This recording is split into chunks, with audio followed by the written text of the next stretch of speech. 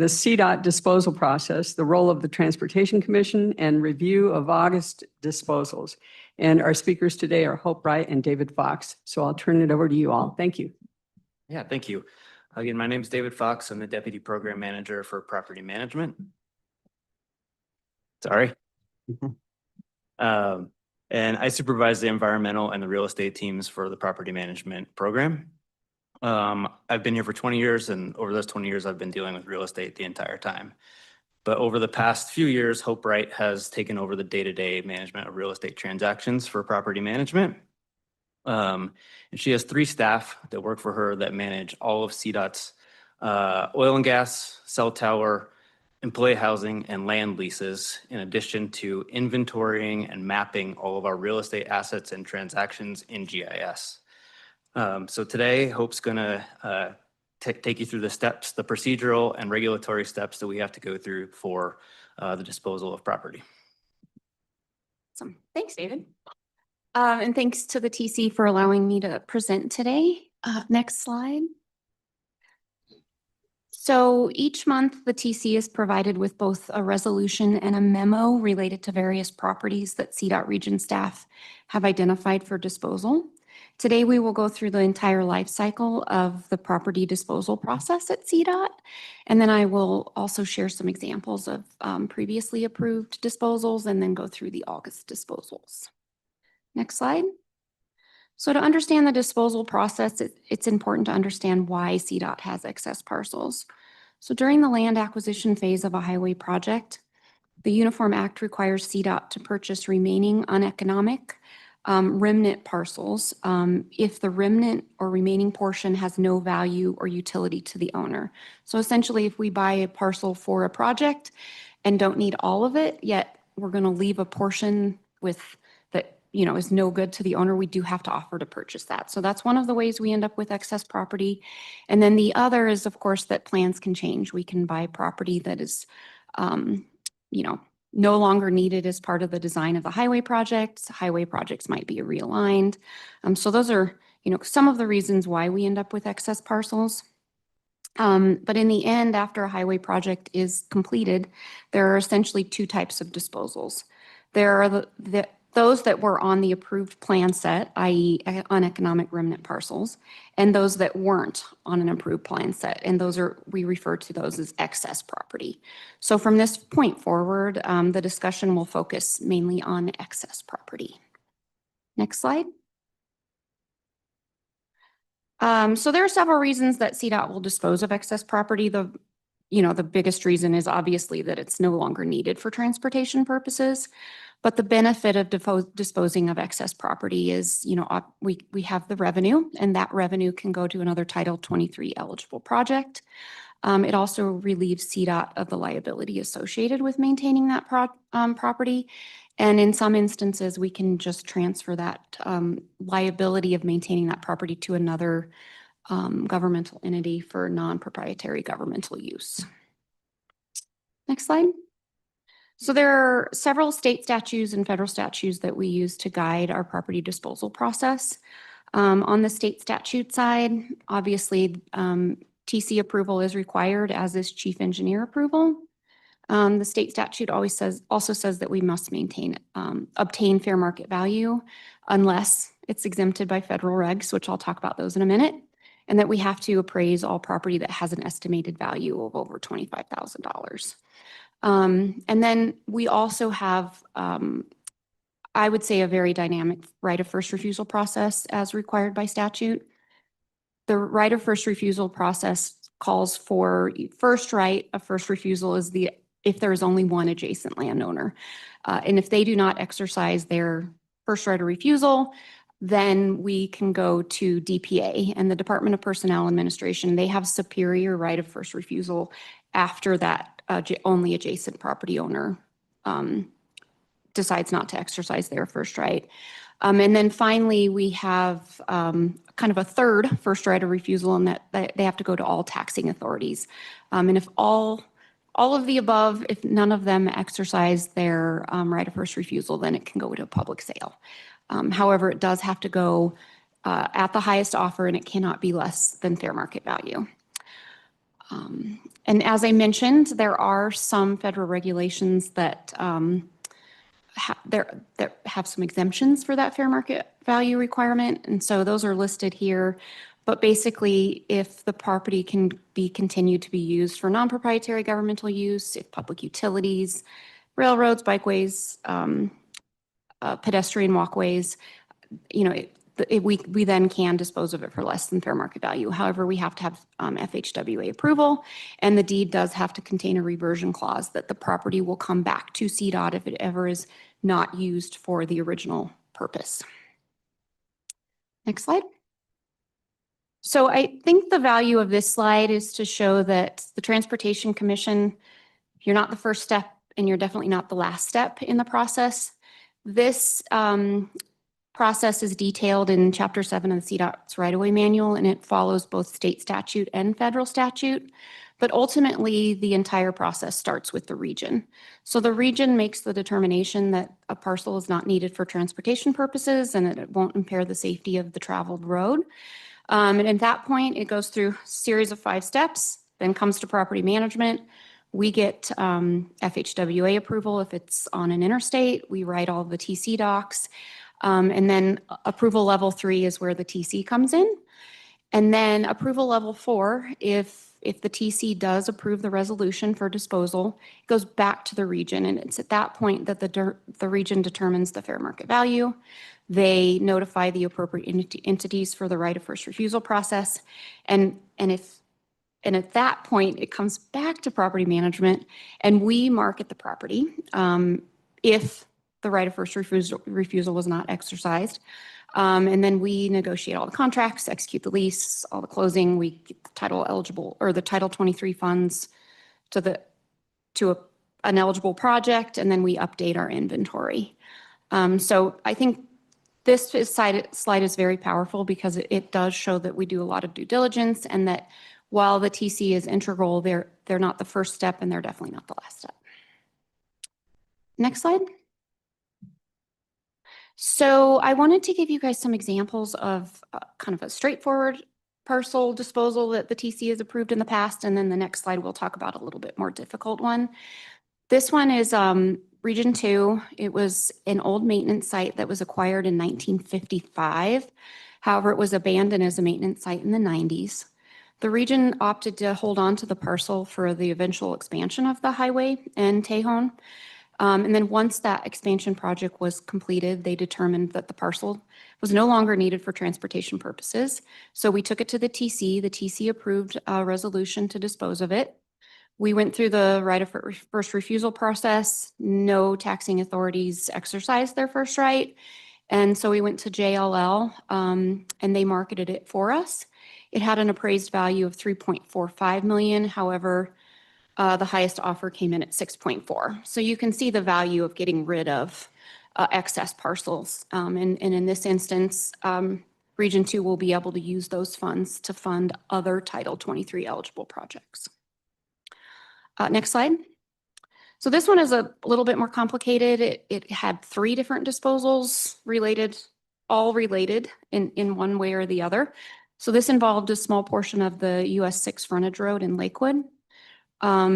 Region 1 had approached the city of Lakewood to ask if we could abandon that portion of the road to them for future maintenance. The city of Lakewood opted to only use to accept a portion of that frontage road. And then the other portion they opted not to accept.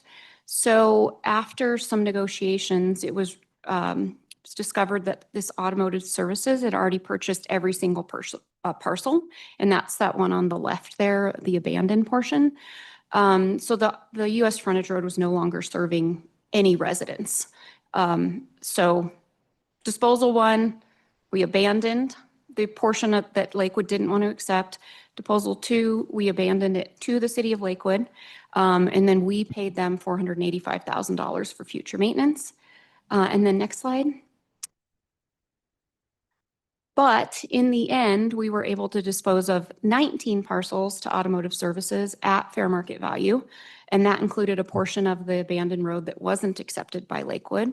And again, we were able to bring in $2.45 million. And again, that was credited to a Region 1 Title 23 eligible project. So again, impactful for future construction work. Next slide. So this is not normal. We normally don't workshop our disposals. Normally they are in tomorrow's session, but since we're already talking about disposals, we might as well go through this one, the ones that are on the agenda this month. So the first one is the Old Brush Maintenance Site. This site is actually just no longer needed. It was a very small site. We have another site just down the road. We were able to build a new maintenance facility on that site, and we effectively combined 6 deficient buildings into one brand new building. So with that, and because there was already a sand shed on the new site, the Region 4 has opted to come to the TC and ask if this one could be disposed of.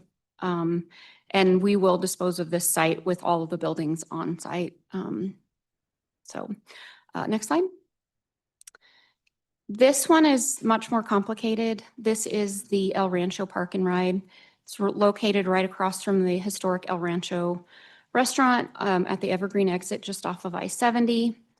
The original parcel for this small parcel that we're talking about was called Parcel 33 Rev 2, and it was purchased in 1969. It was a very large parcel. It was 91 acres. And as you can see, the piece that the region would like to dispose of is a very small portion of that parcel. The parcel up until 2022 had been used by RTD as a park and ride. And as a matter of fact, RTD constructed that parking ride with their own funds. And that happened in 1994. And it was at that point that we entered into a lease with RTD to manage that, to both construct and manage that park and ride. Recently, RTD notified CDOT it no longer needed this park and ride. And as a result, the region would like to dispose of it. And then there's also another little twist. We have a Pegasus lot, which is, with DTR and Region 1 that effectively replaces this lot. And it's just a little over a half mile down the road. The slide says 0.6 miles, but there was a correction, and that's actually 0.62 miles west of the El Rancho Park and Ride. So we do have another lot just down the road. And then a couple other edits that I wanted to make to this slide that we were made aware of later. That pink portion that is shown on the map on the left, that is actually not excess, that is still right-of-way.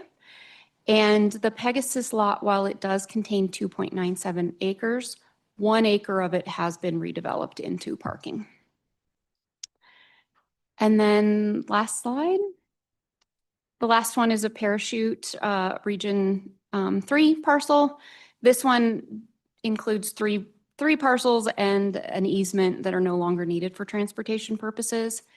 And this really is the result of relocating US 6 from the south side of I-70 to the north side of I-70. So the portion of the roadway there in red is the US 6 portion, but it honestly only serves the residents that you can see there. And after that point, the road dead ends. We've disposed of the rest of it. So we will keep that road just so the residents have access to their property, but the other pieces are no longer needed for transportation purposes, and the Region 3 would like to dispose of those. And that's it. You have a really complex job. I appreciate what you do. Thank you. And also got to see the housing that you took on sort of on the side up at Silverthorne. So really appreciate that as well, what you do. Sometimes it can be fractious and so forth, and I know you handle it adroitly. Any questions? Yeah, go ahead, Commissioner Jones. Maybe you said this and I just didn't hear it. Does the money from the sale always go back to the region? Yes. Okay, thanks. Good question. And you can see they're meaningful amounts, so sometimes it can make a difference. Any other questions? Yes, Commissioner Ritter. It's unclear who's purchasing these locations. I see we're getting rid of them and we're getting money for them, but who's purchasing these? Go ahead. So Depends. Okay. So once it goes through the TC, it's at that point that it will either be, right of first refusal, somebody exercising that, or we will put it out to auction. In the case of Tejon, we did use a broker only because we knew that was a very high value parcel. And in the end, Quick Trip was the highest bidder on that parcel. So in the case of, upon approval, in the case of the Evergreen property, we would put that out to bid? Well, the region will exercise the right of first refusal process, and another taxing authority might decide that they want to retain that as a park and ride, and they can maintain it at that point. So yes, and if they do not exercise that right, then the region does have the option to put it out to bid. Thank you. Yeah. Any others? We've got these up tomorrow. Okay, one thing to stress, we aren't at the end of the process, so that's why we don't know necessarily who will be the purchaser. We come in to authorize this process to take place. And so we won't know who purchases it until after that's completed. Correct. So thank you. Thank Thanks you. very much.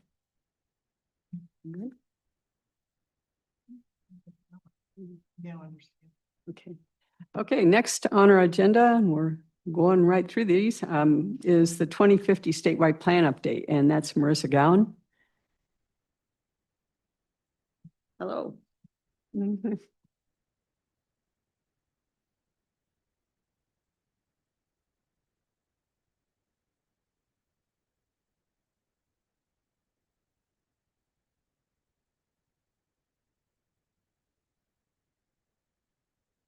Okay, thank you. For those of you who don't know me, I'm Marissa Gahan. I am the Assistant Director for Multimodal Planning in the Division of Transportation Development under Darius. I'm joined today with my colleague Aaron Willis. He is in my team and he does statewide and regional planning. So if you want to go to the next slide. So today, we're excited to discuss with you an update to the 2050 statewide transportation plan that we've been working on. I'm going to walk you through our approach and its contents, and then Aaron is going to talk about sort of all the outreach that we've done to develop this plan, which includes Transportation Commission telephone town halls and a public survey. So with that, let's go to the next slide.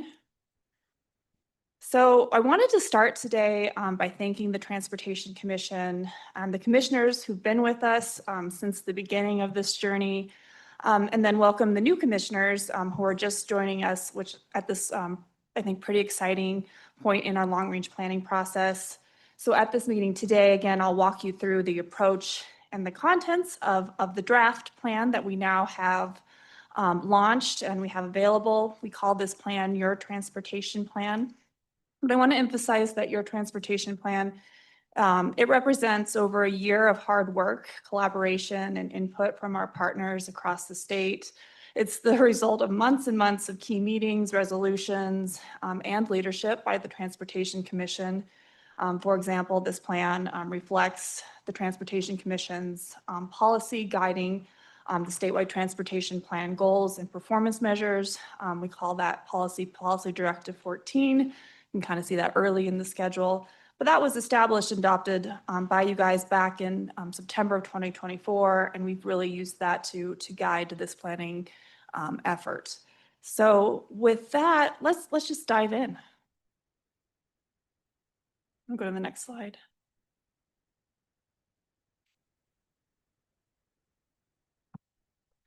So I want to highlight here that this plan is a federally required document, and it was written to meet the federal requirements of a performance-based long-range transportation plan.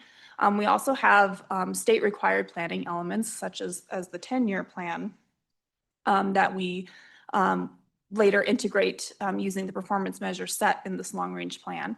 But I think what I want to highlight on this slide is that having a long-range plan is particularly unique, and this plan is particularly unique and valuable because it serves as a direct guide to create and implement our state-required project-based 10-year plan, which I think you'll be hearing in future months. And so it provides the long-term perspective to ensure that our current work is always contributing to our overarching goals for the department. If you want to go to the next slide.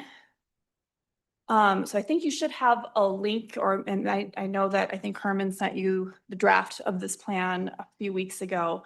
But if you haven't had a chance to read through all about 100 pages of the document, I will walk you through it. The plan has, I believe, 6 or 7 content areas. It includes a welcome.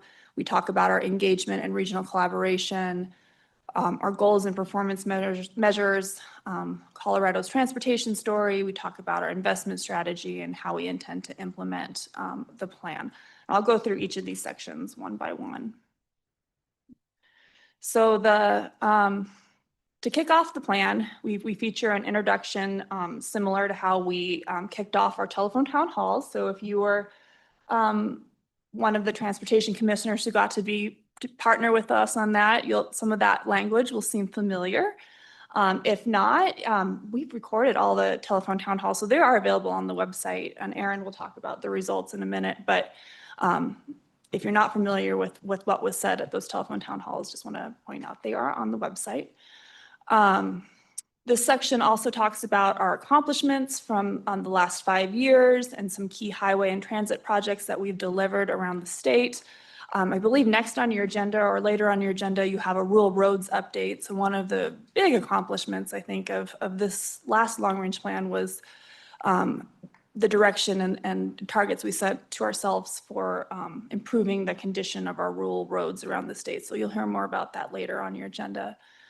It also talks about Colorado's evolving transportation needs, land use and housing, and it introduces our citizen-informed and performance-based approach to transportation planning at CDOT. I'll go to the next slide. So the next content area of the plan, it talks about our engagement and regional collaboration. It describes how regional plans from our metropolitan planning organizations and our rural TPRs and coordination with our tribal nations are integrated into the statewide plan. It describes how this plan builds on the extensive outreach that we did as part of our last planning effort, how we gathered input and what we heard by area of the state. And just to kind of elaborate more on that, we did, I think over the course of this last year, attend over 40 meetings with the rural transportation planning regions. And that's in addition to the monthly meetings that were hosted by our MPOs to ensure that we stayed in close coordination. So we've been traveling far and wide over this last year, and that is, truly a huge part of how we develop this plan is that coordination. And this section also lastly provides the results and key themes from our survey and telephone town halls. More on that in a little bit. I'm gonna go to the next slide. So this, I mentioned PD14 briefly when I went over our overall timeline, but I really want to emphasize, especially for the newer commissioners, just how important this policy was. It was updated and adopted by the Transportation Commission in September, but I know the Transportation Commission spent many months in thoughtful discussions and deliberations about updating that really important policy for CDOT, because it really, it's the section where we talk about what those priorities are. Again, those are fixing our roads, advancing transportation safety, sustainably increasing transportation choice. And so this section of the plan talks about how those priority areas that you set forth for us and how we will focus the department's efforts so that we're able to achieve those goals in those areas. We also have some national performance measures that we're required to achieve and articulate. So we talk about that and their connection to PD14 in this section. We integrate data from our performance plan and our transportation asset management plan in this section. And we talk a little bit about stakeholder consultation as it relates to our performance measures in this section. I want to go to the next slide. So this section we titled Colorado's Transportation Story.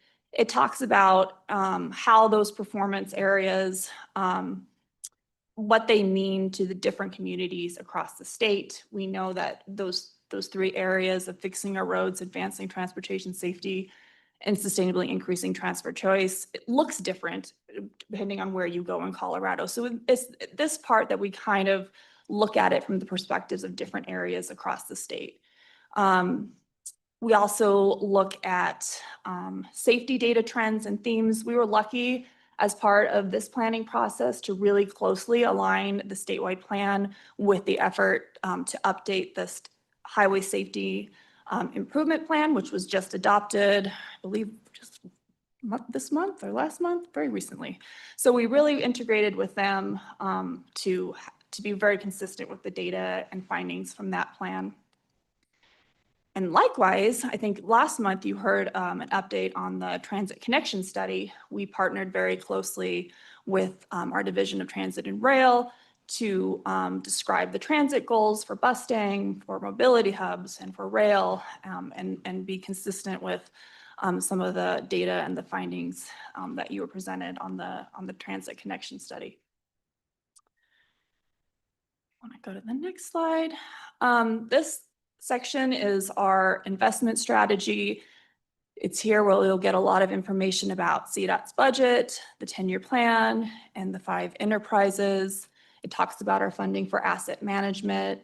It probably talks about a lot of things that you've been hearing from Jeff for a long time, but how we leverage funding to make the most of every dollar. And it talks about how the 10-year plan works within our overall budget, and that really it's a mechanism that's designed to work in parallel with our overall budget to stretch our budget further, meet our performance goals, and again, make the most out of every dollar. I want to go to the next slide. So the next plan is just how we want to implement the plan. I'd be remiss to not mention that we set the goal for ourselves with every long-range plan update. We update these long-range plans about every 4 to 5 years. But my goal is to make every long-range plan even better than the one that came before it. And I think one of the areas that we really achieved that goal and made this plan a really strong plan is to bolster our tools around transparency and accountability. So we have some really cool tools. They're all available in the plan and linked on our yourtransportationplan.com website. But we've done a lot in the last 4 to 5 years to create some dashboards that show various data that we have. So some examples would be our Colorado crash data dashboard, or bridge condition dashboard, pavement condition. We have a PD14 dashboard. So would encourage you to look at some of these data visualization tools. A lot of them are like GIS based, so they're easy to navigate and use, but that is a tool that we used heavily in our planning meetings and something that I think we'll continue to use very heavily as we implement this plan going forward. To go to the next slide. The last section, titled The Future, talks about initiatives that will shape the future of transportation in Colorado. So we talk a lot about some of the stuff coming out of OIM in this section, including vehicle technology and electrification, connectivity and automation, and some freight and supply chain innovations. Let's see. So I hope if you haven't had a chance already, I really encourage you and would love your feedback on the draft of the transportation plan. The plan is out now for public comment. It'll be out for public comment this entire month of August. There's a form that you can use to provide feedback. We've gotten some really thoughtful feedback so far, but more keeps coming in every day. We also have out for public review. I mentioned earlier that the regional plans are part of the statewide plan. So each of our 10 rural regions have developed their own regional transportation plan. So those are also out for public review and comment.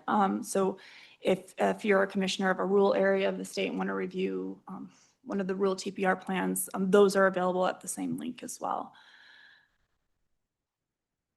And then I hope to return to you next month and ask for formal adoption. I'll let Aaron go next and talk about public participation. Yeah, thanks so much, Marissa. Again, Aaron Willis on Marissa's team. I'm the statewide and regional planning section manager. And so again, just to echo what Marissa said about the improvement that we try to make with each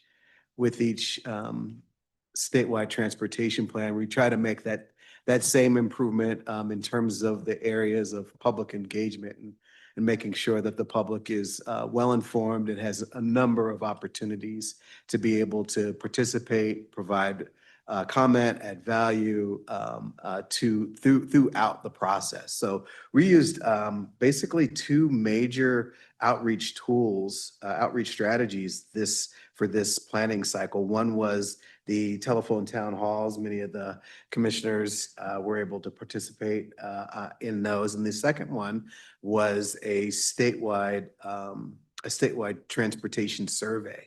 And so I'll jump into some of the key findings from both of those things, and then you'll see how there was a lot of overlap between both of those efforts in terms of what we heard. So can I get the next slide? So this is the just a general summary of the telephone town halls. So beginning in late April, we ran those from late April into early June. And when you total up all of the folks that we called who actually picked up and listened for a bit, you had over 50,000 participants in those telephone town halls. And when you total up all of the questions that commissioners addressed and our RTDs addressed, you have over about 120 total questions. And again, like Marissa had mentioned, we have the recordings, both English and Spanish, on the website if you wanted to ever go back and listen to those. And so in addition to that 50,000, at the peak, you had the peak attendees that's on the right in this chart. What I like to evaluate is the average time people spend on the call. I kind of liken that to being able to stop your neighbor and talk about transportation with them for 10 minutes or 15 minutes. And so that was an increase we've seen in that area as well. So we were, depending on the district that we called, we saw some really good average length that people stayed on the call. So can I get the next slide? So in terms of themes, we categorize them as you can see here on this slide. I would say overwhelmingly we saw road condition, potholes, overall pavement condition as sort of the question that came up the most. That if you remember, we had the questions that we took live, and then we also had about 4 different polls that aligned with the Policy Directive 14 categories. And so overwhelmingly, regardless of where you are or where you were in the state, the road condition and the need for improvements to our roads was overwhelmingly the number one thing that people commented on. That was followed by safety. There was a number of safety-related emerging themes that came out.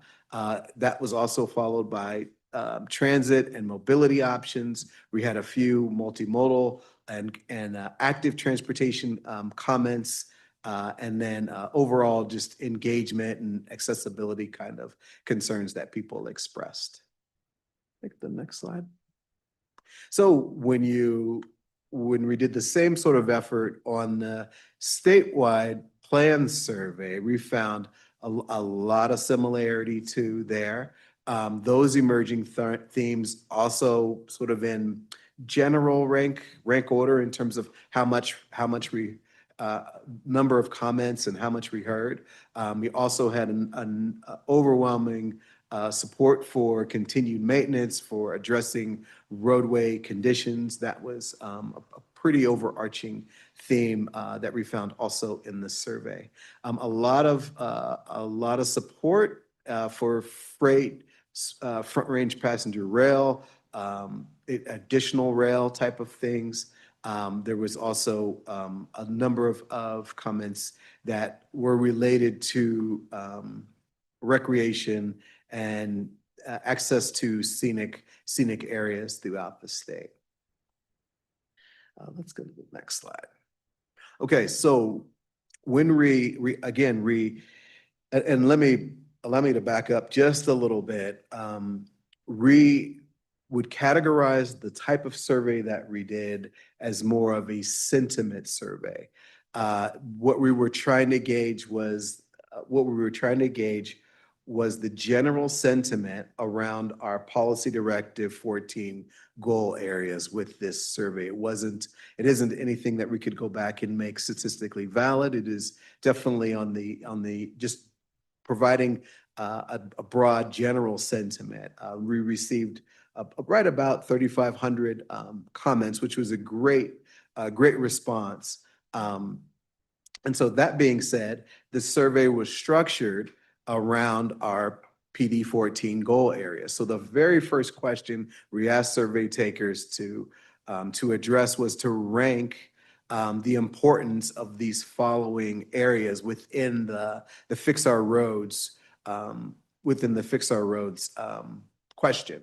So what folks did is they ranked these following things in importance. And number one, and when I go back and I divide out the results by different areas of the state, or divide out the results by CDOT engineering region, the number one response from just about everybody under any of those conditions was to improve pavement condition. That was followed by bridge condition, and then the last two were in pretty similar, almost a tie in terms of other state assets, addressing those culverts and retaining walls, and then followed by improved resilience. Hit the next slide. So that same approach was taken with this next question, advancing transportation safety, asking folks to rank in importance. And I think folks really, I thought this was pretty surprising that folks wanted safety regardless of how you traveled. Everything should be safe, whether you were biking or walking or driving. It wasn't just one or the other. It was, users wanted safety across the board. And then that was followed by a safe system that's resilient to weather events and other disruptions, and then followed by reducing the number of lives, and then reducing disparities across Colorado's diverse communities. The next slide. And then I thought this was the most interesting out of those three rank questions in terms of sustainably increasing transportation choice. The first response was expanding the availability of safe and convenient sidewalks, bike paths, and crosswalks. That was followed by expanding transit statewide, both bus and rail. I thought that was pretty interesting. And then the last two, again, were really close in terms of rank importance, electric vehicles, and then reducing greenhouse gas emissions. So the next slide. So our last question on that rank question was, hey, given these three Policy Directive 14 goal areas, what would you rank as the number one, the number two, and the number three? Again, also consistent with what we heard in the telephone town halls, and consistent basically wherever you go in the state. Fixing our roads was ranked as, out of all these goals, this is the highest ranking goal. That was followed by safety, and then that was followed by sustainably increasing transportation choice. Let's go to the next slide. So when we also had an open-ended question for each one of those categories. And basically the question is, after you've ranked, what does fixing our roads mean to you? With a lot of help from my team, we went through and categorized really 1,800 different open-ended questions that, ranged from very thoughtful answers to use your imagination. But that basically to try and summarize a lot of those open-ended comments. I think we've sort of captured the essence of it with the first bullet saying, fixing our roads, it means safer and accessible roads. It means roads that don't damage my vehicle. And so that as a department, focusing on repairing and maintenance of our facilities. The next slide. Can I ask a question? Yeah. I don't understand the focus on repair and repair and maintenance of roads over new, but what would be considered new facilities? Yeah, I don't think people may perceive that there are new things being built, but maybe not really understand that there are new things being built.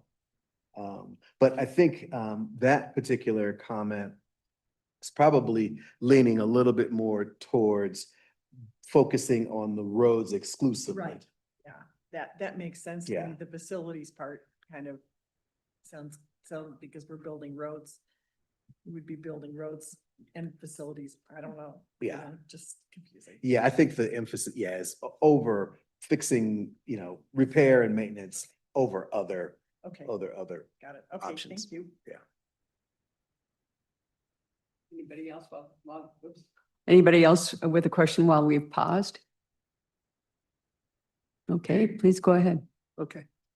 So again, about 16 to 1,800 open-ended comments on safety, tried to, categorize. I thought what was really, really telling, and we also asked this other sub question for safety in terms of a range of safety categories. What is the most pressing issue? And this one was very clear to distinguish is that the public is very sensitive, it notices the need for something around dangerous, aggressive, inattentive, reckless driving. That came through pretty clear in the survey and in the open-ended, in the ranking and then the open-ended comments. That was something that was really clear, and something needs to be done in terms of enforcement or some other mechanism against impaired, distracted drivings. There were also comments that were related to pedestrian and bicycle safety, addressing wildlife crossings, construction zone safety. Those were also ranked as important items that people identified. Hit the next slide. And then transportation choice. A lot of support generally for Front Range passenger rail. It definitely a ton of support for rural and intercity improvements and more bus service, and then improvements on just general transit frequency and the needs for folks who don't drive or are older or low income, that they also need more transportation choice. The next slide. So I think this is one of the last slides. What we did after we asked those Policy Directive 14 goal related questions, we asked us identify your level of satisfaction with the following. And I think this is pretty also consistent with what we heard throughout the remainder of the survey and in the telephone town halls, that the higher levels of satisfaction, the purplish and the light blue fall under or snow removal and maintenance, and park and ride availability. Those seem to be slightly higher on the I'm sorry, flip it around, the gray and the orange. Those are the more very satisfied, moderately satisfied. Where we are very dissatisfied or moderately dissatisfied is in truck traffic and, of course, pavement condition. And I think, is there one more slide? This I think this is one of the last slides.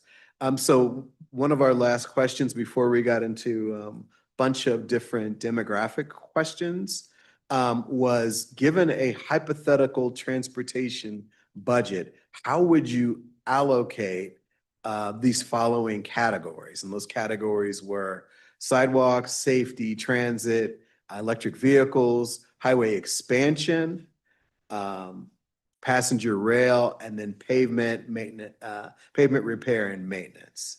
And so this did vary drastically by part of the state, by just a range of any kind of demographic cross tabulation you'd want to do. But so what I did here is just took the statewide average here. And so at a statewide level, again, you see pretty consistent with the pavement, the pavement repair getting the largest chunk of our hypothetical budget. And then things are pretty generally equally distributed there. So equal parts of passenger rail, safety, bike, transit, highway expansion, and then a small sliver for electric vehicles. That's it, yeah. Commissioner Jones. Commissioner Jones. Thanks for that presentation. Super interesting. Could you go back to the last slide? I was kind of struck by that, the one, yeah, that one. Because it seemed interesting, like throughout the process, fix our roads, pavement conditions and everything, very, very high, 33%. But if you actually add passenger rail, transit, and sidewalks, crosswalks, and bike lanes, which are all from the sustainable transportation choice, that's actually quite a bit higher. So depending on how you cut and shape these, it's a surprising amount of prioritization for that priority. So I guess you'd said this varied across the state, but that this is the statewide average. Were the responses somewhat reflective of the state population in terms of who responded, or how should we interpret this average, statewide average? You know, I would interpret it as just a general confirmation that I think the PD14 goal areas are correct, and they're generally reflective of where we are as a state today. That's how I would interpret them.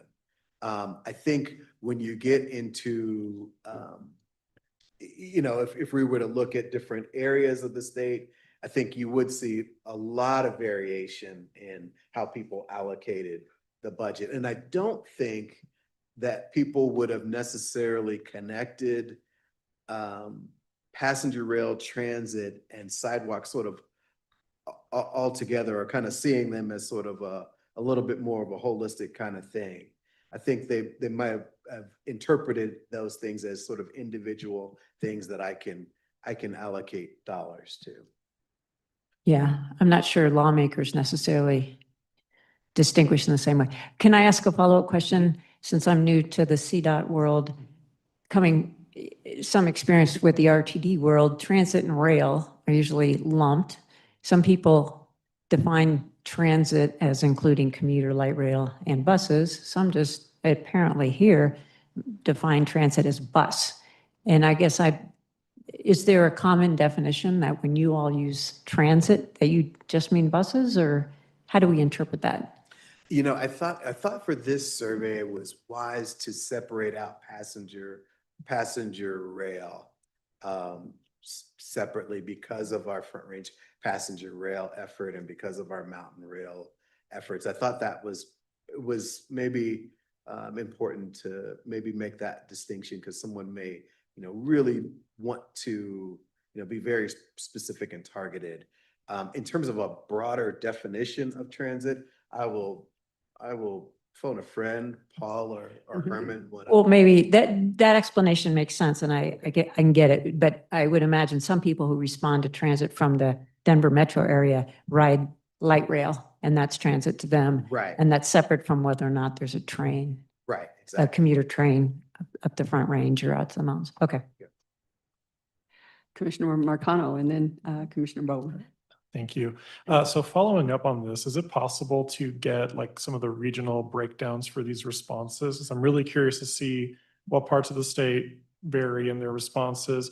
And I also want to follow along the definitional, maybe, the question of how we define these things or how people really interpret these things as well. So I'd be curious to like dive into that and see if we can find a through line. Absolutely, yeah. Thank you. Commissioner Bowen. Thank you, Aaron. This was absolutely fascinating. I don't know if anyone else finds it interesting, but I found it interesting that passenger rail, highway expansion, and transit are all 13%. So I'm not sure, how do you? I don't have an answer for that. Okay. All right, I'll just note that then. Anybody else? One thing. I don't know if Aaron mentioned this, but we did get a really good response from all around the state. I think 61 out of 64 Yeah. counties responded. And when you normalize the number of survey responses by that population in those areas, they were all consistent. So the responses matched the population. But Aaron can, and we can break those down and share with you how all those were. Yeah, it'd be really interesting. Well, a couple of quick thoughts. First of all, I was impressed and pleased to see the emphasis on public opinion, because when we were doing the town halls, my question was, how do we factor this in? Is it done meaningfully? Because sometimes it's not apparent, you can partake in a public process for input and you're just not sure what happened between then and the final product. So it's clear you're doing a real good job of that. So thank you. On the passenger rail, I was impressed that at 13% with the portion of the state that actually would benefit from the planned or proposed passenger rail corridors, that is as large as transit, where we go all over the state. So that actually told me something, that the passenger rail really does have grabbing power, in terms of what we're planning to do. So that's it. Thanks so much for what you're doing. Commissioner Beatty. Former Commissioner Beatty, Stack Chairman. Stack rep, yeah, with the Stack and all the regions have been working on these plans over the year.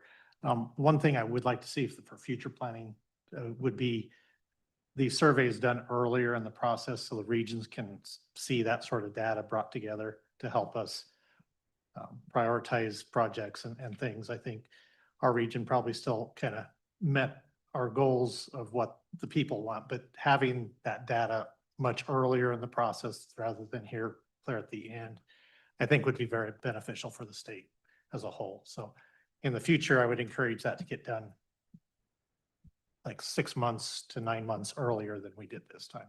Okay, thanks. And then I would, as mentioned also, our region, I know, would like to see the demographics and who was responding. And I believe one of the questions was if they're with a special interest group or cities, county people, or, who was responding, so that we can kind of also gauge what kind of response was given, that it's not being skewed. So. Yeah, we did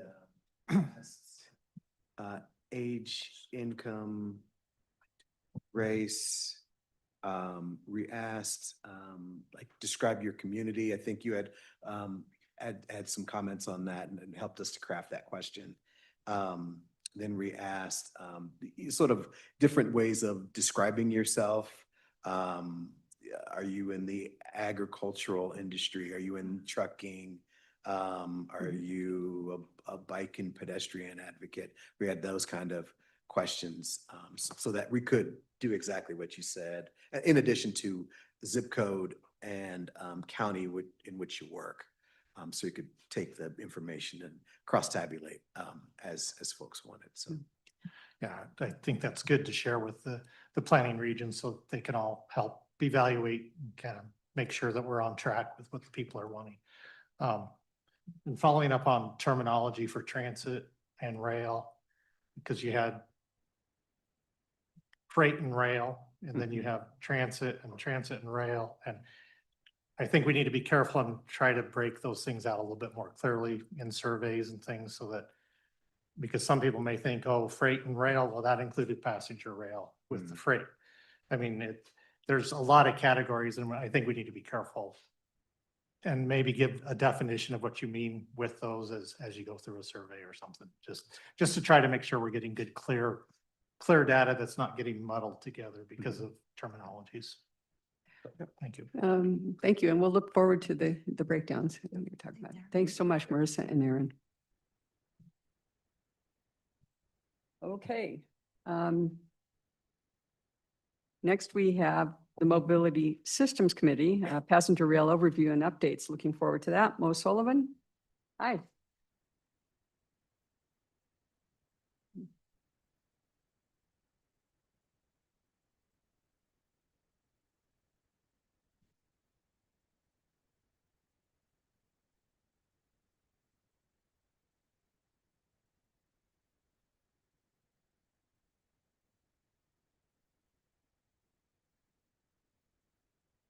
Good afternoon. I'm Mo Sullivan. I'm the Assistant Director of Passenger Rail for CDOT, and so was excited to hear all your questions about passenger rail.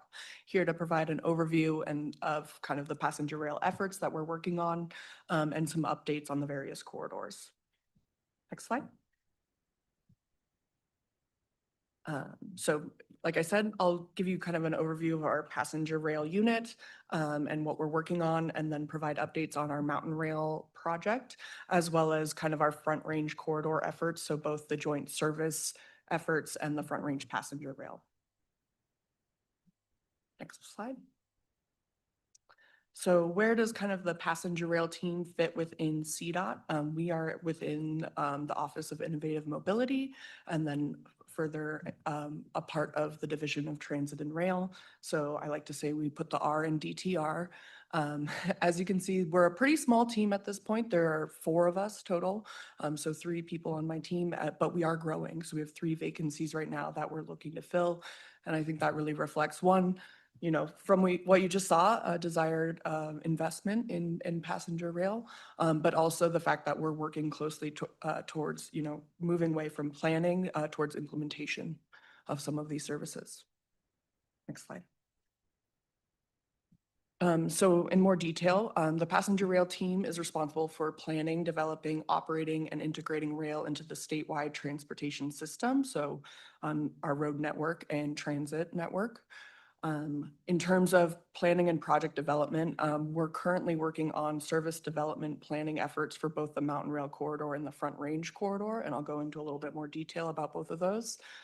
Implementation, like I said, we are working diligently to get closer towards launching service, and so providing kind of that technical support for negotiations with the railroads. And as we're looking into selecting an operator and rolling stock, weighing into those decisions, and then certainly guiding the regulatory processes that need to take place before we can launch service. Collaboration is probably one of the most important things we strive to do. There are a lot of partners and stakeholders we need to work with to make this happen. And so not only, you know, on our Front Range Corridor, RTD, and a Front Range Passenger Rail District, but certainly a lot of the communities where this rail, these rail lines could serve, and where those station locations are. And then in terms of analysis, we're always looking at, you know, innovative ways to deliver this service, innovative technologies, And so we're constantly kind of analyzing, how can we do this better? What's the next best thing? What's the best way to be able to do this? Next slide. So here's kind of a map of the corridors that we're working on. So the first is that in red, our mountain rail corridor. So from Denver to Craig, and you can kind of see the stops along that corridor. And we have a service development planning effort underway that we're hoping to actually finalize really soon here. And then the Front Range corridor actually kind of has two projects that are certainly related, but somewhat separate efforts. So the first is the joint service effort, which we are a part of in partnership with the Front Range Passenger Rail District and RTD. And that's looking at, how can we initiate service as soon as possible from Denver to Fort Collins and really kind of deliver that rail service that many of those communities have been waiting for a long time. And then the Front Range passenger rail effort is really kind of envisioning a full build out of that corridor. So including Denver to Fort Collins, but also including, all the way down to Pueblo. Serving Colorado Springs and Douglas County as well. And so we're doing a service development planning effort for that full range corridor. And so, yes, service development planning effort for mountain rail and service development planning effort for the full Front Range passenger rail corridor. Next slide. So I've said service development plan at least 5 times already. So what exactly is that? It's really determining kind of that operational and financial feasibility of a rail service, defining kind of those essential elements of what is necessary to operate a service, looking at different alternatives in terms of routing, service levels, frequencies, schedules, and, really using kind of industry best practices to make those determinations. We are doing a service development plan for both of these corridors. It's worth noting that our Front Range passenger rail corridor, the service development plan for that is federally funded. So there's a federal grant that is funding that work. Whereas the mountain rail corridor that we are. And I guess he says the nurse, whoever it was, got upset. For the mountain rail corridor, we are following kind of that federal process that we know well from our Front Range passenger rail efforts. But that is totally state funded. So that has allowed us some efficiencies in terms of doing many steps of the service development plan concurrently instead of kind of waiting to complete one step before starting another. So that is one distinction I want to make sure is clear between the two SDPs. And then, completing the SDP really helps streamline future processes such as preliminary engineering and NEPA. And so kind of the primary elements that are identified as part of the SDP are the route, service, stations, operations, infrastructure needed to make those operations possible. Looking at different fleet types, certainly preliminary environmental considerations, and then financing options for, what the estimated cost will be. Next slide. So I talked a little bit about how the SDP efforts are funded, but just in terms of our passenger rail efforts in general, kind of the funding mechanisms that we're looking at. So 2024 was kind of a banner year for transit and rail at the state. And so that was when the congestion mitigation fee was passed as part of the Senate Bill 184. And then similarly, the oil and gas fee has a dedicated amount towards passenger rail. And so we're leveraging both of those sustainable funding sources for these rail efforts. Similarly, we have a CRISI grant, so Consolidated Rail Infrastructure and Safety Improvement Grant, that's funding our service development planning efforts for the Front Range passenger rail corridor. The Front Range passenger rail corridor is also accepted into what's called the Corridor Identification and Development Program through the FRA. This program was kind of created during the bipartisan infrastructure law, and there's 3 steps associated with it. So the first step is scoping, the second step is the service development planning effort, and the third step is preliminary engineering and NEPA. Because the service development planning efforts for the Front Range were already underway when the district became the applicant and sponsor for the CIDP program, we were automatically entered into step 2. So we kind of bypassed step 1 and are in step 2. We are one of 7 corridors that are advanced to step 2.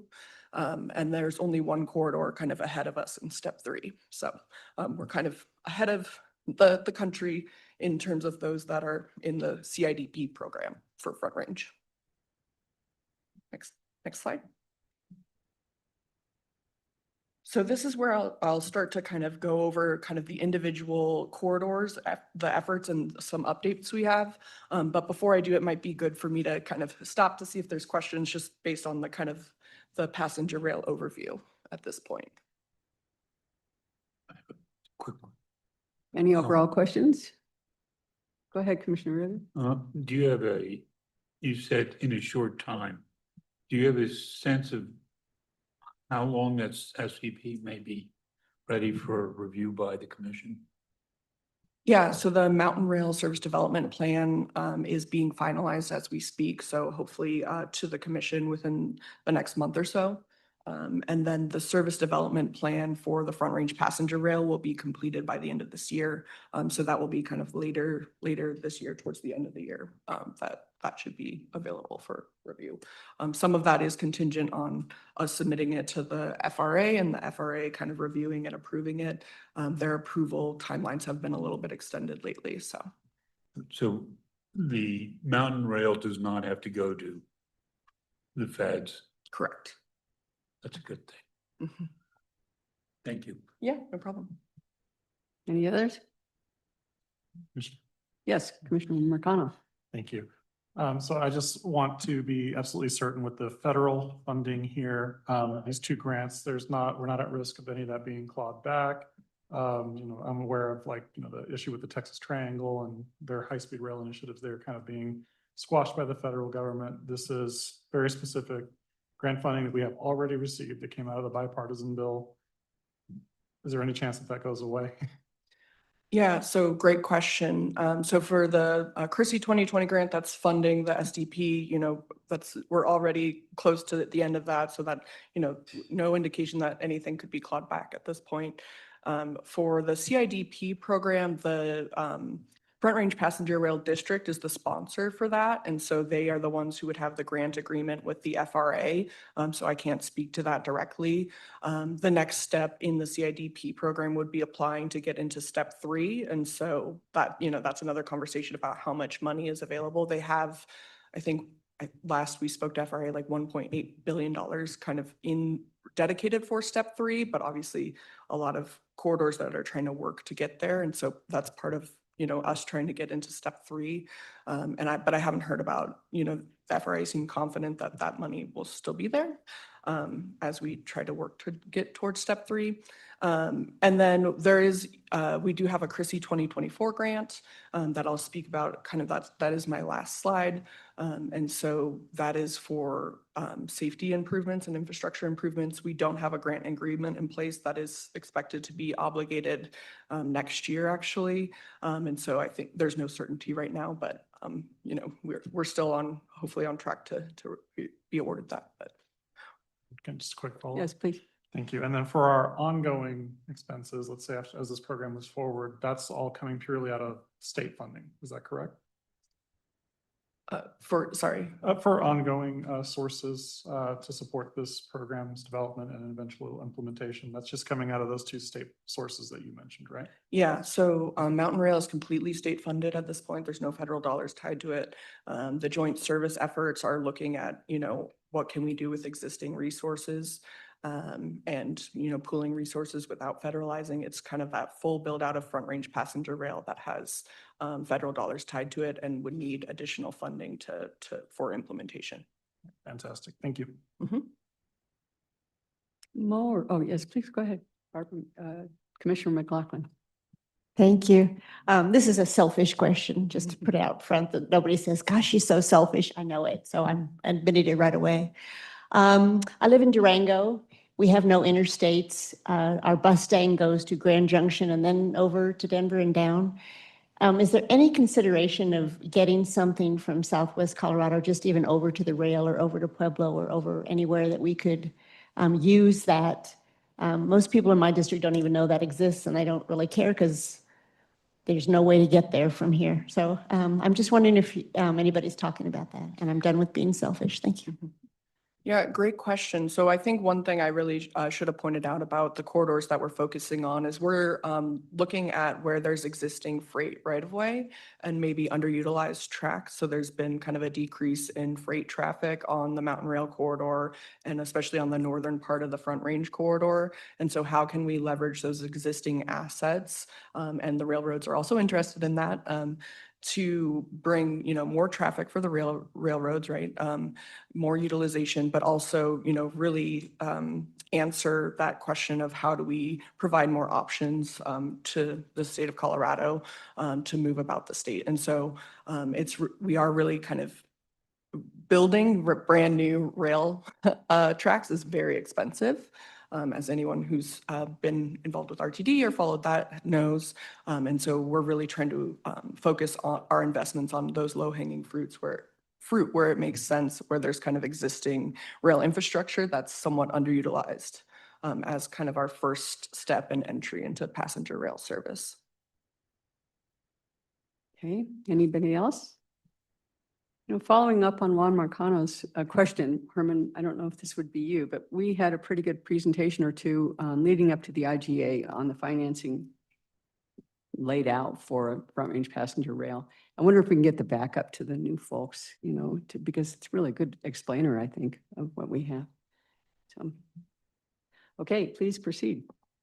Yeah, and actually, if we could go back one slide just to look at the corridor a little bit for Mountain Rail. So this is kind of the full Mountain Rail corridor and where we're envisioning station or stops to be. Some of those stations, as you may be familiar, already exist, especially in kind of that Fraser Valley area. So Winter Park, Fraser, and Granby. In our service development planning efforts, we've determined that there's really kind of 3 travel patterns that we think make sense along this corridor based on the different markets here. And so the first is that short pattern. So from Denver to Granby, serving the Fraser Valley. We already know with Winter Park Express that there's demand along that corridor. We'd like to see year-round service provided there to really serve that demand year-round. So not only getting people to Winter Park Express or to Winter Park in this winter, but also to Rocky Mountain National Park in those other months by going all the way to Granby. There is existing passenger rail, so it's not only the Winter Park Express, but Amtrak long-distance service, California Zephyr, does travel along the bottom half of this corridor, so all the way through Kremling. It's down kind of in Bond, Colorado, past Kremling, where it continues west and where this Mountain Rail corridor kind of segments off and heads northwest to Craig, Colorado. There is not existing passenger rail service between Bond and Craig, Colorado at this point. And so there will be, additional investment needed to make passenger rail happen there and make sure it's safe. So that the first segment that we're really looking to deliver on for phase 1 is Denver to Granby, 1 round trip, hoping to launch by the end of next year. And our ability to be able to do that quickly is really because there are existing stations and existing passenger rail infrastructure there already.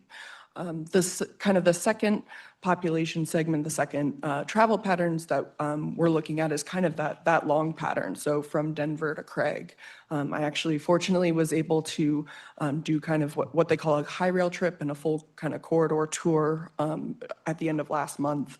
And there are parts of this route that they're just gorgeous parts of the state that you really can't see unless you're on the rail.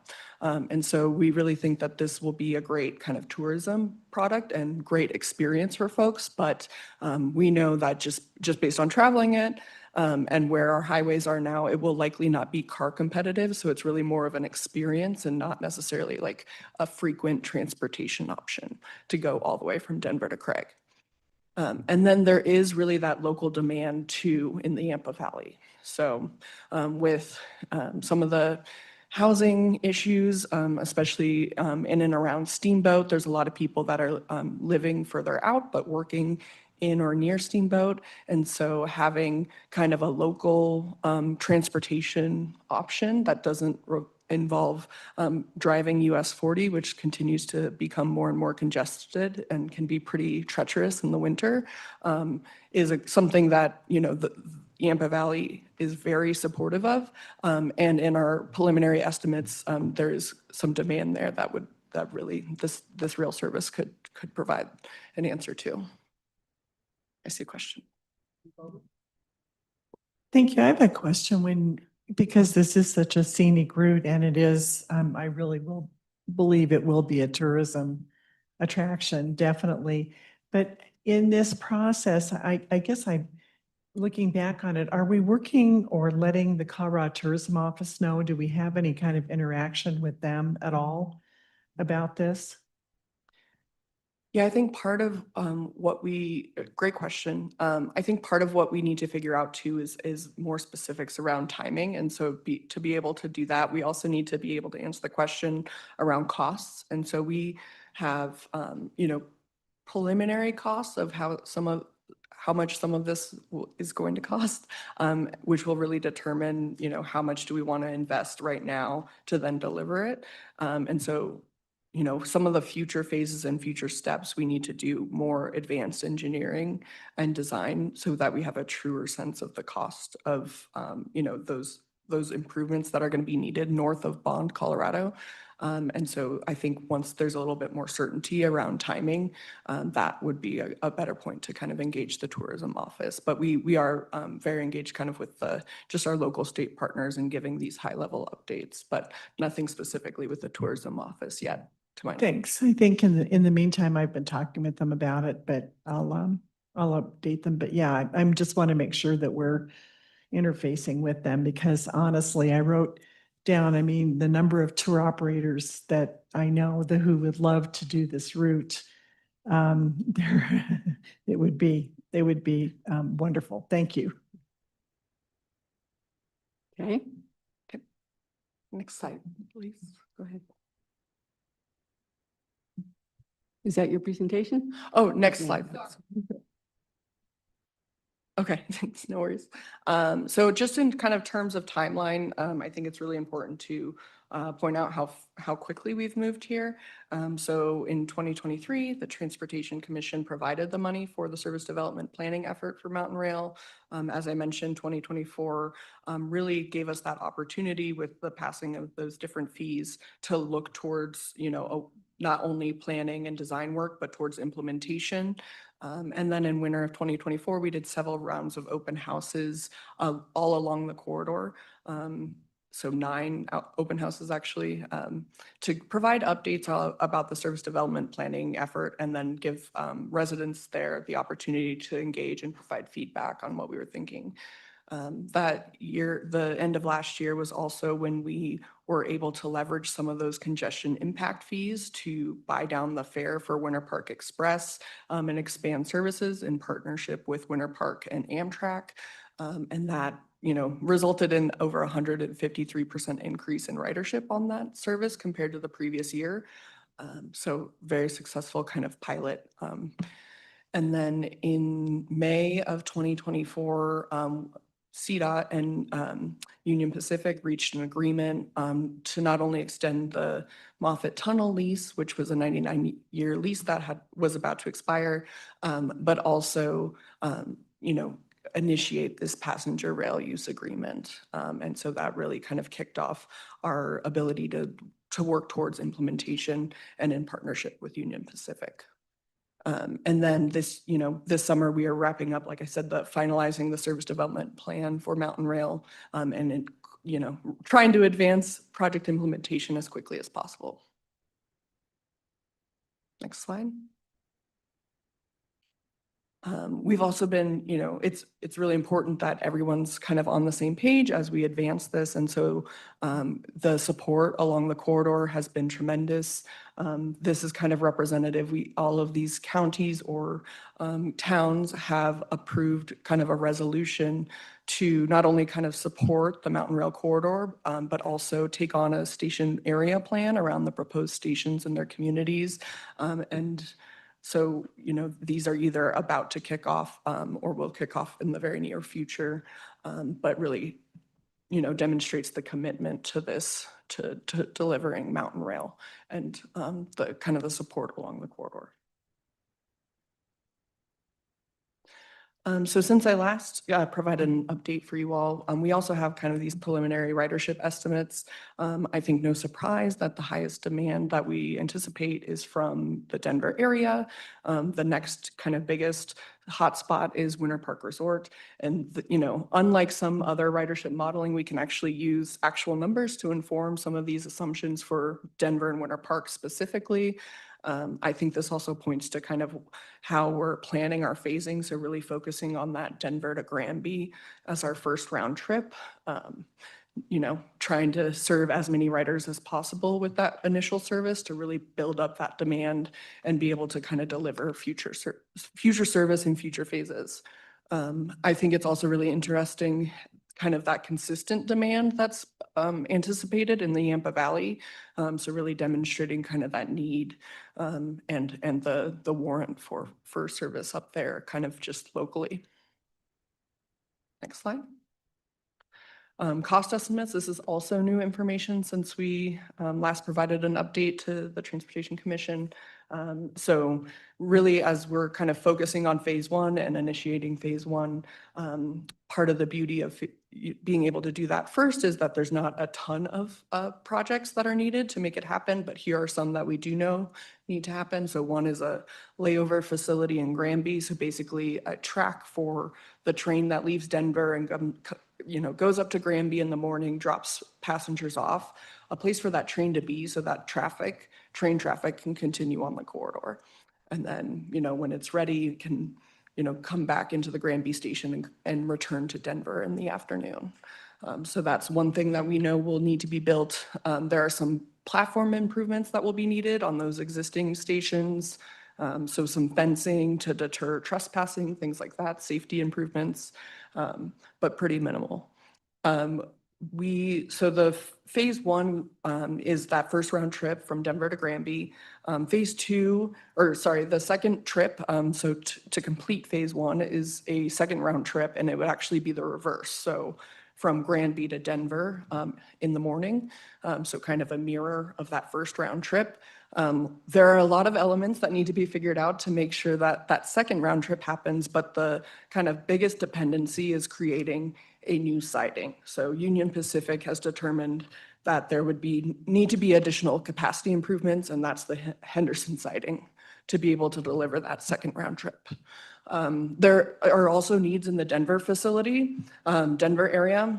We know we at least need storage tracks there to be able to, similarly to Granby, have a storage for the train to be while it's not in use. But what that actually looks like in Denver is there's still a lot of elements that need to be figured out because, are there cost sharing opportunities between Mountain Rail and Front Range Passenger Rail, for example. So still a lot to be determined there, which is why we don't have a cost estimate for that. Next slide. And then similarly, like I kind of talked about, reasons why we haven't engaged with the tourism office directly yet.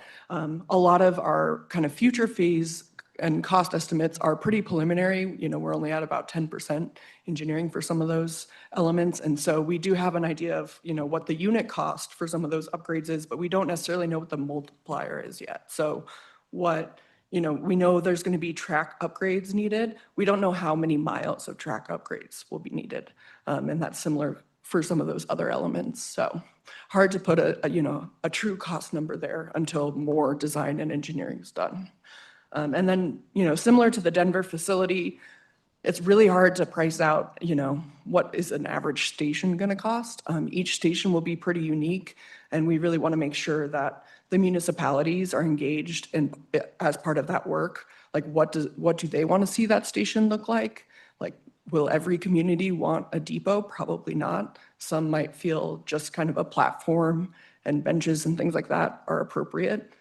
So making sure that they're involved in those conversations. Next slide. So in terms of next steps for Mountain Rail, finalizing the service development plan, as I've mentioned, initiating some of those station planning efforts. So a lot to happen still in the Yampa Valley, but also those intermediary stations. So adding new stations in the West Metro area. And then Steamboat received a DOLA grant to do some station area planning work. And then Rollinsville is also working on kind of that intermediary station location as part of that short pattern. And then we're rapidly working towards phase 1 implementation by November of next year. So, determining the operator and identifying rolling stock. There are some Federal Railroad Administration regulatory approvals that would need to happen. So they sign off on any new passenger rail service to make sure that it's safe and we're ready to go. So working through that process. And then obviously kind of the design and construction of those facilities that I identified earlier. And then in terms of future phases, there's further design and engineering that needs to be done for truer cost estimates to get a more solid timeline of when those could be built. And some of that really may depend on, different partnerships and local support in the Yampa Valley. So those are my updates on Mountain Rail. I'll move on to joint service next, but pause for questions specifically about Mountain Rail. Go ahead, Commissioner Marcano. Yes, thank you for this presentation. I have a question on the preliminary ridership estimates slide. Is that per month? That's annual. Annual, okay. Yeah. Cool, thank you. I had a question, actually. I understand, I know it's part of the IGA, but the Henderson facility is not on the corridor. So how does that help with capacity on the Mountain Rail corridor? Yeah, so great question. So the Henderson siding is for Union Pacific. It's something that they've identified as a need for a while, and they already have 30% planning done for that, or 30% engineering design done for that. So it would be easy to build. Whereas if we needed to build similar siding or capacity for their freight trains along the Mountain Rail corridor, one, that's a brand new project. Two, the Mountain Rail corridor is really constrained. And so finding enough right of way or even navigating some of the grades to be able to build a siding that would be long enough for them, could be really challenging and expensive. And so this was kind of a way to provide that additional capacity for Union Pacific and keep our costs low. Okay. Do any of our plans anticipate buying right away that isn't BNSF's or, with UP, sorry, getting mixed up, UP, any non-UP owned land that we need to acquire for some of the improvements or sidings? Yeah, not at this time. I think potentially for future phases, but not to launch service, no. And then one quick one. I'd heard, I think it was at one of the town hall kinds of things, that there's some thought of using one of the commuter rail stations, maybe at interim. I'm not sure. Is that real? Is that still a plan? Yeah, so the West Metro Station location study is actually part of kind of the service development planning efforts. It's being funded by that project. And so because there are, some G-line stations on RTD G-line stations, that doesn't make sense to leverage that as an opportunity where there's already a park and ride and work with RTD and DTO, or does it make sense to build a unique station, further out in the West Metro area and kind of create that new opportunity. And so we just felt that there was so much to explore still, and that's part of why we wanted to do a more in-depth station location study for that site in particular, like for that location in particular. So the station location would anticipate one or the other, not both. Correct, yeah. Because this is kind of considered an inner city service, we would want to try to keep the stations well distanced so that we can, keep those travel times quick because it's already a long ride. And so it would only be one station in the West Metro area, yes. Thanks. Commissioner Bowen. I guess I have a question on the, I guess maybe I'm one slide up or one slide ahead of you guys. I'll wait until then. Sorry, apologize. Commissioner Gutierrez. Yeah, my question is back here on these cost estimates, future phases. What is this? What are the track upgrades? Can you define what that means? Is that positive track control? What other things do you look at under track upgrades? Yeah, great question. So yes, positive train control is something that would be needed. That's not necessarily what we're thinking of when we say track upgrades. There may just be, right now, there's some freight rail along the corridor in the Yampa Valley area, but it's pretty minimal. There's not as much traffic as there used to be. And so speed is not necessarily something that they're always looking for, that, that travel time doesn't matter as much in the freight world, but it does certainly in the passenger world. So there may be instances where they can only go, 10 miles per hour, for example. But for a passenger rail service, we would certainly want to go faster if we can. And so there would be some track upgrades that would need to be made to be able to go faster. So that means rebuilding some of that track is what you're telling me. And I'm interested here in the 1.5 million to 2.7 million per track mile. I'm just trying to relate that here. Yeah, so that could mean kind of replacing or rebuilding portions of the track. But part of why we don't have a fixed dollar amount and it's more of a unit cost is we really need to kind of do a deeper dive to understand kind of the full scope of what upgrades are needed and, what do we think is necessary versus what would be nice to have and kind of outline what those projects look like to have a better idea. But in some cases, yes, it may be replacing that track. In some places, it may just be making some like more minor modifications. Yeah. Anybody else? Director Liu? Oh, okay, good. I'm just getting ready because I'm the next presenter. Okay, got it. All right, please go ahead. Yeah, so in terms of, I'll launch kind of into our joint service overview. Not only did Senate Bill 184 kind of provide that congestion mitigation fee to help fund these rail efforts, but it also directed partner collaboration to figure out how we could get that first phase of passenger rail service from Denver to Fort Collins by 2029. And so it's the governor's office, Clean Transit Enterprise, CTIO, CDOT, RTD, and Front Range Passenger Rail District that are all working together on, as directed by Senate Bill 184, to figure out how we can make what we're calling joint service happen. And so right now it's envisioned that would be 3 daily round trips from Denver to Fort Collins and utilizing and leveraging some of that existing infrastructure that RTD's built. It could be funded, and really the directive is also to deliver a low-cost option that can be implemented with existing resources. So whether it's kind of 184, 230 money, or some of RTD's savings, and certainly leveraging some of their existing infrastructure too as part of the equation. And nearly, part of the goal is making sure that any investments that are made and anything that is built would be part of delivering kind of that full future vision of Front Range Passenger Rail. So no kind of throwaway, so to speak, investments. Next slide. So what is joint service and how is it different from the Northwest Peak Rail study that's been done by RTD or what Front Range Passenger Rail is envisioning or has envisioned as part of its plan? So joint service is intercity passenger rail, not commuter service like RTD was proposing. It would be from Denver to Fort Collins, whereas RTD was only looking to Longmont because of their boundaries. And obviously, as I said, Front Range Passenger Rail is looking Fort Collins all the way to Pueblo.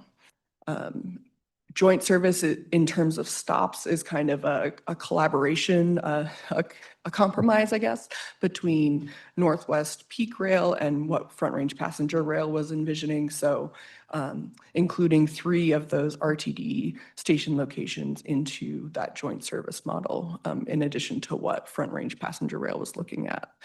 So you'll see those stations down at the bottom of the slide. So Denver, Westminster, Broomfield, Louisville, Boulder, Longmont, Loveland, Fort Collins. 3 daily round trips. This is different from what RTD was proposing. They were looking at a more commuter style service. So that was 3 trips in the morning, leaving Longmont, headed into Denver, and then 3 trips in the afternoon, leaving Denver and headed back towards Longmont. This would be 3 daily round trips. So looking at a morning, ideally, a morning trip each direction, afternoon trip each direction, and an evening trip each direction. And then the goal is to start by 2029, which is probably the most exciting part of, of the differences between the three projects.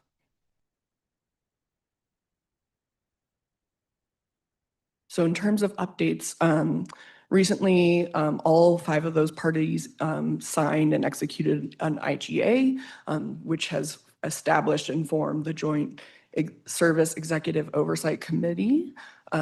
This obviously helps govern kind of these processes as we continue to look on how to implement joint service, but was really something that has been requested of BNSF to kind of even initiate conversations about establishing a passenger use agreement like we did with Union Pacific. Really just wanted one voice, one party to work with, instead of hearing, well, RTD wants to do this and Front Range Passenger Rail District wants to do this, and not knowing who they should answer to. They really just wanted one voice and one group to work with. And so that was part of why it was important to have an IGA and establish the JSEOC. So BNSF negotiations and conversations actually kicked off this week. So hopefully we'll be able to have a passenger use agreement as quickly as Union Pacific, although 4 months is very unprecedented in the railroading world. So we'll see. And then after, it's really important that those passenger use arrangements are finalized before a financial plan is adopted, as that can dictate what the costs will be for delivering service. So the next step after passenger use agreement would be a financial plan adopted by all of those entities. Next slide.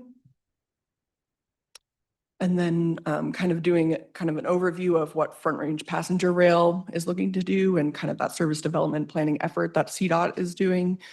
So like I said, it's a 2020 CRISI grant that's funding that work. And so that was kind of in place as the Front Range Passenger Rail District was established in 2021 by statute. And they kind of evolved from the Southwest Chief Commission.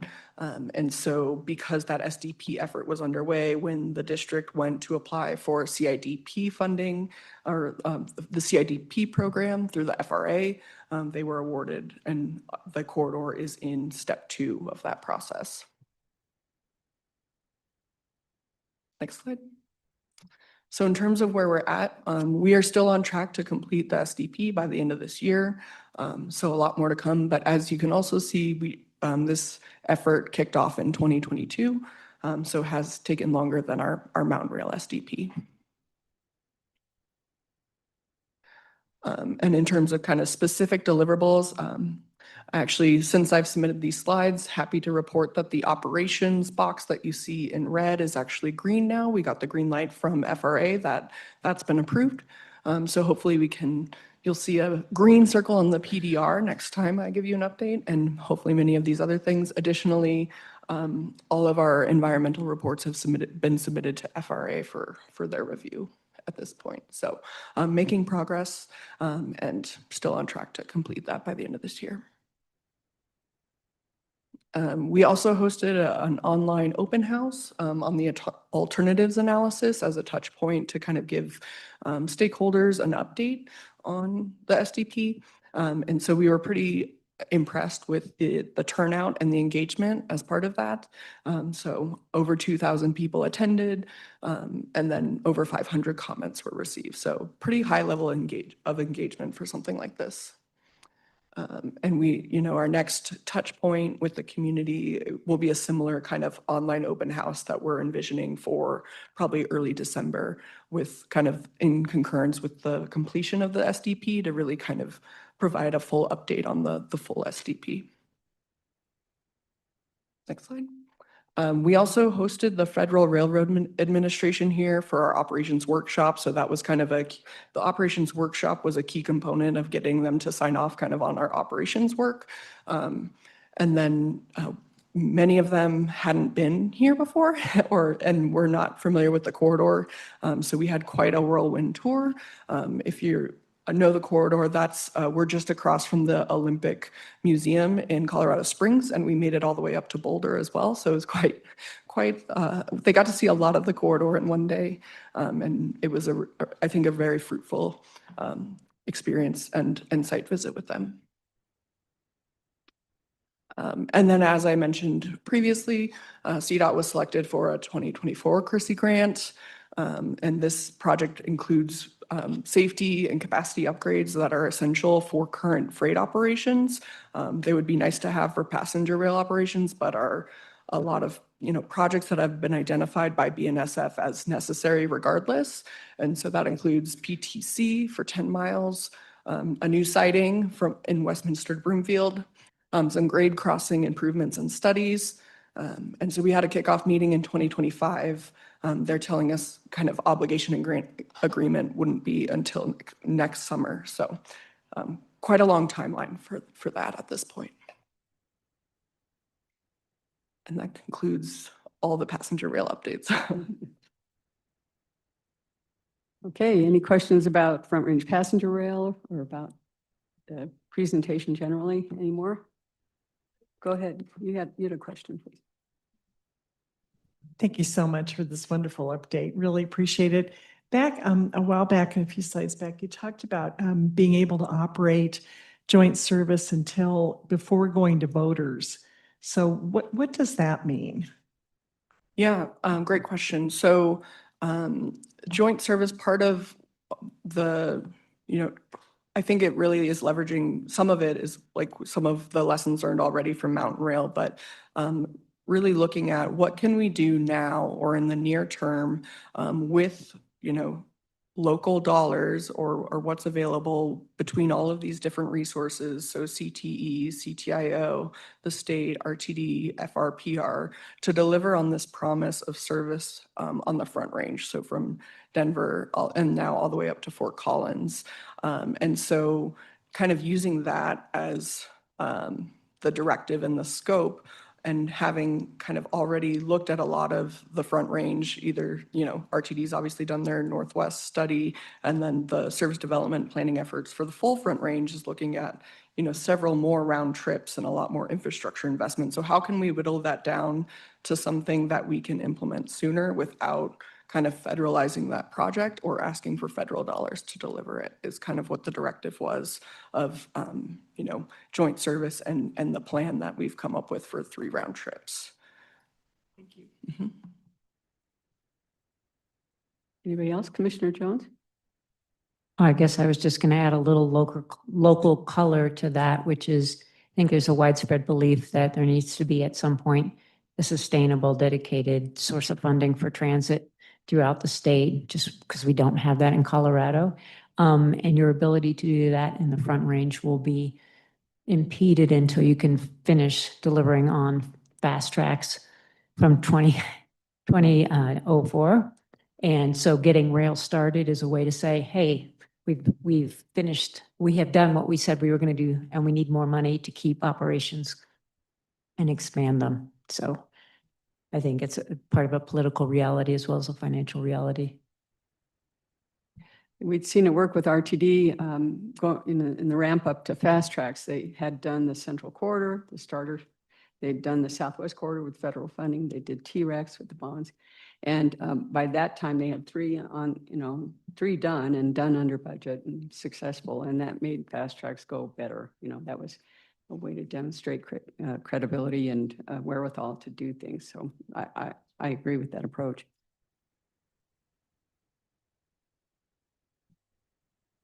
Anybody else? Good presentation. Glad to hear it's all Thank you. moving forward. Yeah, thank you. Thank you.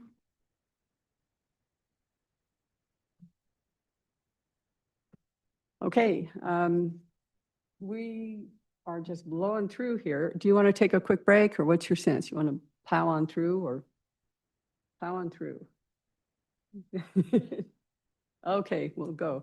So now we're on to the rural roads update, and Director Liu and Keith Stepanek, please.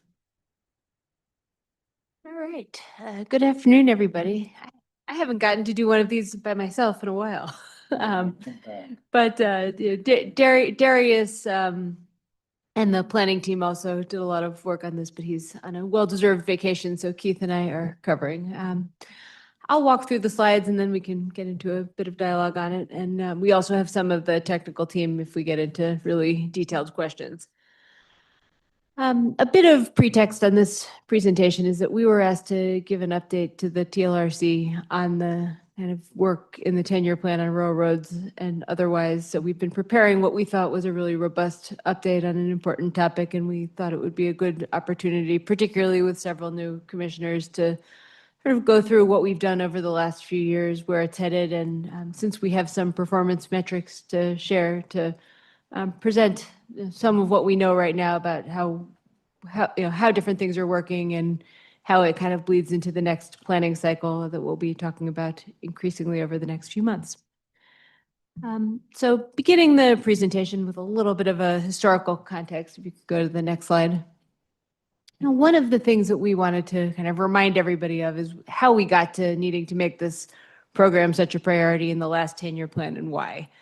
And historically, particularly over the last decades, there had been a little bit of a shift in project prioritization towards some very big initiatives that, while important and very, very justifiable in what they provided, took up a lot of the space in the CDOT program. So when we took on the rural roads program, 5, 6, 7 years ago, we were dealing with a deficit that had been created in part because there had been a very heavy focus on getting some large projects done in the years prior. Just a couple of the kind of historical examples for scale. If you normalize the TRX dollars for 2024, it's the equivalent of more than 3 full years of the capital program were spent on that project. Central 70, you're looking at almost 2 years of the program. So, while these projects provided important benefits, they did take up a lot of space and were sort of front range heavy in terms of where the investments had been. In a sort of different but related vein, the models that we had used, for a long time, and candidly still do in parts of the asset management program, to prioritize surface treatment projects, lean heavily on volume, which again, while putting those dollars into projects that matter, do mean that there's sort of a rural skew in the way that some of the kind of historical CDOT models perform. So when we initiated the first 10-year planning cycle, part of what we did was set aside a number that was kind of in the same league as our big projects and say, this is for a bundle of sort of medium-sized capital projects in more rural areas that don't have to go through the kind of traditional model that judges them based on the volume per day. And the idea was that that would allow us to take on some of those deficit projects, on important but secondary roads, the 40s and the 50s of the world, where in some cases you hadn't seen updates since the 70s or the 80s. I think at the time we figured out that some of the last repairs on a number of these roads were older than many of us who were doing the work. Next slide, please.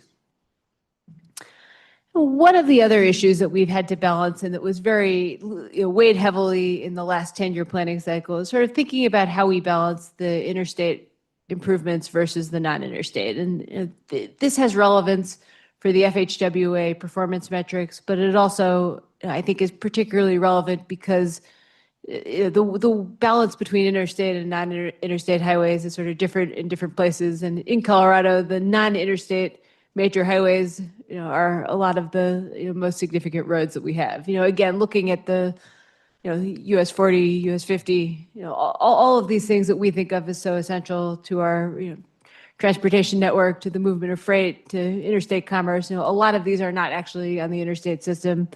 But at the same time, the federal performance metrics, prioritize the interstate. And, from a technical standpoint, both of these kinds of road categories are part of the network that are federal aid eligible. But, when we do the calculations for the purposes of federal compliance, they're looking just at interstate. So, it's kind of an all of the above approach in terms of needing to fix both, but we needed to tackle them a bit separately to make sure that we gave sort of due to the major roads that were not interstates. So at the time, and folks here will remember this conversation, the rural resurfacing program in the 10-year plan actually excluded most of the interstates with a few exceptions.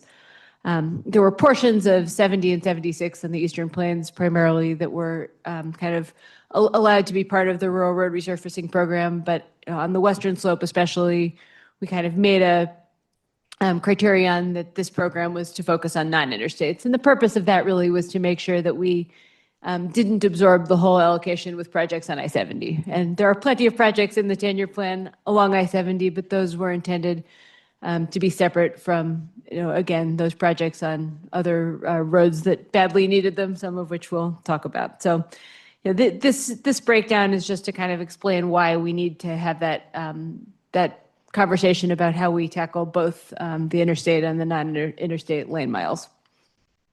Next slide.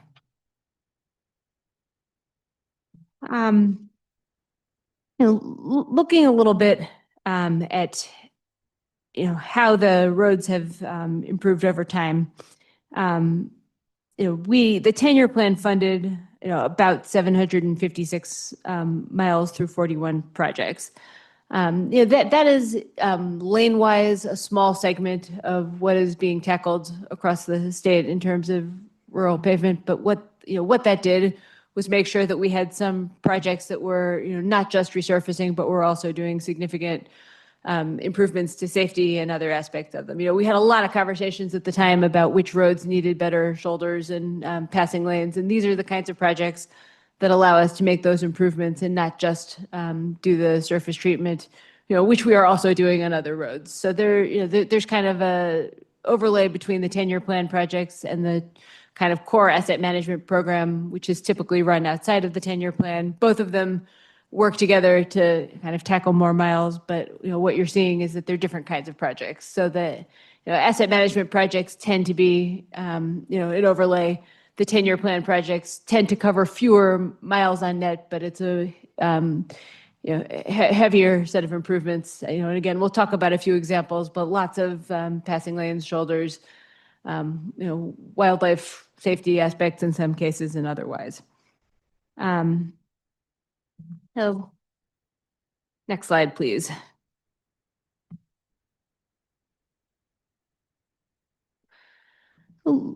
Looking, a little bit about how the 10-year plan projects and the non-10-year plan projects intersect. What we've seen is that the combination of 10-year plan projects, asset management projects, maintenance projects, and others have gotten us to roughly 500 plus miles a year that we're touching. And enough years that is accruing into thousands of miles that we're improving. What we're seeing is that we are measuring more closely how many miles are being treated, but that there's also a kind of agglomeration effect of the 10-year plan projects and the non-10-year plan projects because they're so complementary, and we're seeing collaboration between our teams in terms of which ones get done. So this gives you a bit of a breakdown on where the mileage is improving. And what you can see is that it's not totally even across the state because of where the deficit was in terms of projects. Most of the projects are not directly along the Front Range, particularly not in the Denver area. Not a lot of rural road projects in Region 1, Jessica. But we're getting a lot of these projects done in the Southeast, lots on the Western Slope, and several of the different TPRs in the Southwest. I think that the 500 plus miles of roads a year, it's an interesting metric because we can compare it across the last 3 or 4 years. We don't have historical data because CDOT didn't collect it until this program was in place. So just the fact that we have this dedicated program, which we are going to be asking you to extend and advance in the next plan, has not only created the benefits of those projects, but it's forced us to do much more aggressive tracking, which over time will give us quite a lot of data. But I think the fact that we didn't have that data until a few years ago is important because it also shows how the 10-year plan investments have kind of brought into more focused light the program across the state in all aspects of CDOT's investments. Next slide, please. talking a little bit about the project, the kinds of projects that we are taking on in the 10-year plan. And again, these are the 10-year plan rural resurfacing program projects. We'll talk a little bit about the interstate projects in a little bit, but I wanted to give some tangible examples of some of the projects that we've gotten done and to give you texture on what types of projects they are. And, I think these are examples that are in no way comprehensive, but are sort of indicative of the types of projects we're looking at. And, I think each of these, evokes some of this feedback that we heard from stakeholders very early on in the 10-year plan process. And, they punched above their weight in significance to the communities they've enhanced as well. So Colorado 149, or in the area near Lake City and north of Creed. This was kind of iconic in my experience with the 10-year plan because it was one of the places that Rebecca White and myself and others visited early on in the planning process. And, we just got an earful about how CDOT had never, in anybody's lifetime done a project of significance there. It's 149 for those who haven't driven it is, really a singular way in and out for these communities. It happens to connect into where we had to do the bridge work last summer. So it's kind of in the same travel shed as a lot of kind of sensitive CDOT roads that don't have a lot of redundancy. So, we were routing a lot of folks on 149 last summer and glad that it had received some improvements. Well, it's also a part of the state that crosses two regions. So and there were actually two 10-year plan projects on 149, one in Region 3 and one in Region 5. And it was a place where we needed to kind of talk about the road and not about which engineering region it was in. And really, because of what we heard from the folks in the area, we thought about how to make sure that those projects made it into the plan and got those improvements. US 50 near Delta, the area formerly known as the Delta Dips. Commissioner Bowman will remember what it used to be like.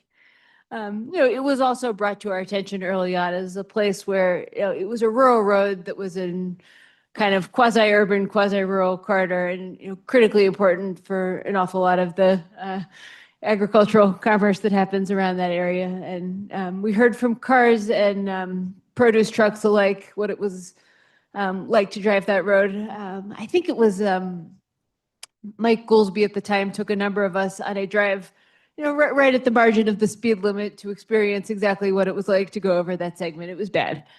And, it was also sort of a gateway into the region for, many folks doing freight and personal travel. And it was one of those spots where making it feel like a contemporary road when you drove it was important to the kind of look and feel of the region. So it was one of the first projects that we actually got done as part of the 10-year plan. And it was kind of one of the picture book projects for this program, but I think it's an example of the kinds of projects we were trying to get fixed. The next one, Colorado 13 in and around Garfield County. This is another spot where we did two projects that kind of complement each other as part of the 10-year plan. And 13 is another one of those roads that looks to many like a secondary arterial, but it's actually the way that you connect I-70 and I-80. And when we had those multiple summers where there were so many challenges on that part of I-70, we were begging folks to reroute to I-80 and putting pressure on this road that you wouldn't see if you weren't having to connect the two interstates. So it's an example of a road that itself does not look in a model like a high volume road, but if you're thinking about redundancy and how you deal with a world of increasing uncertainty with floods and fires and other natural disasters, like this is the way that you do that reroute in the area.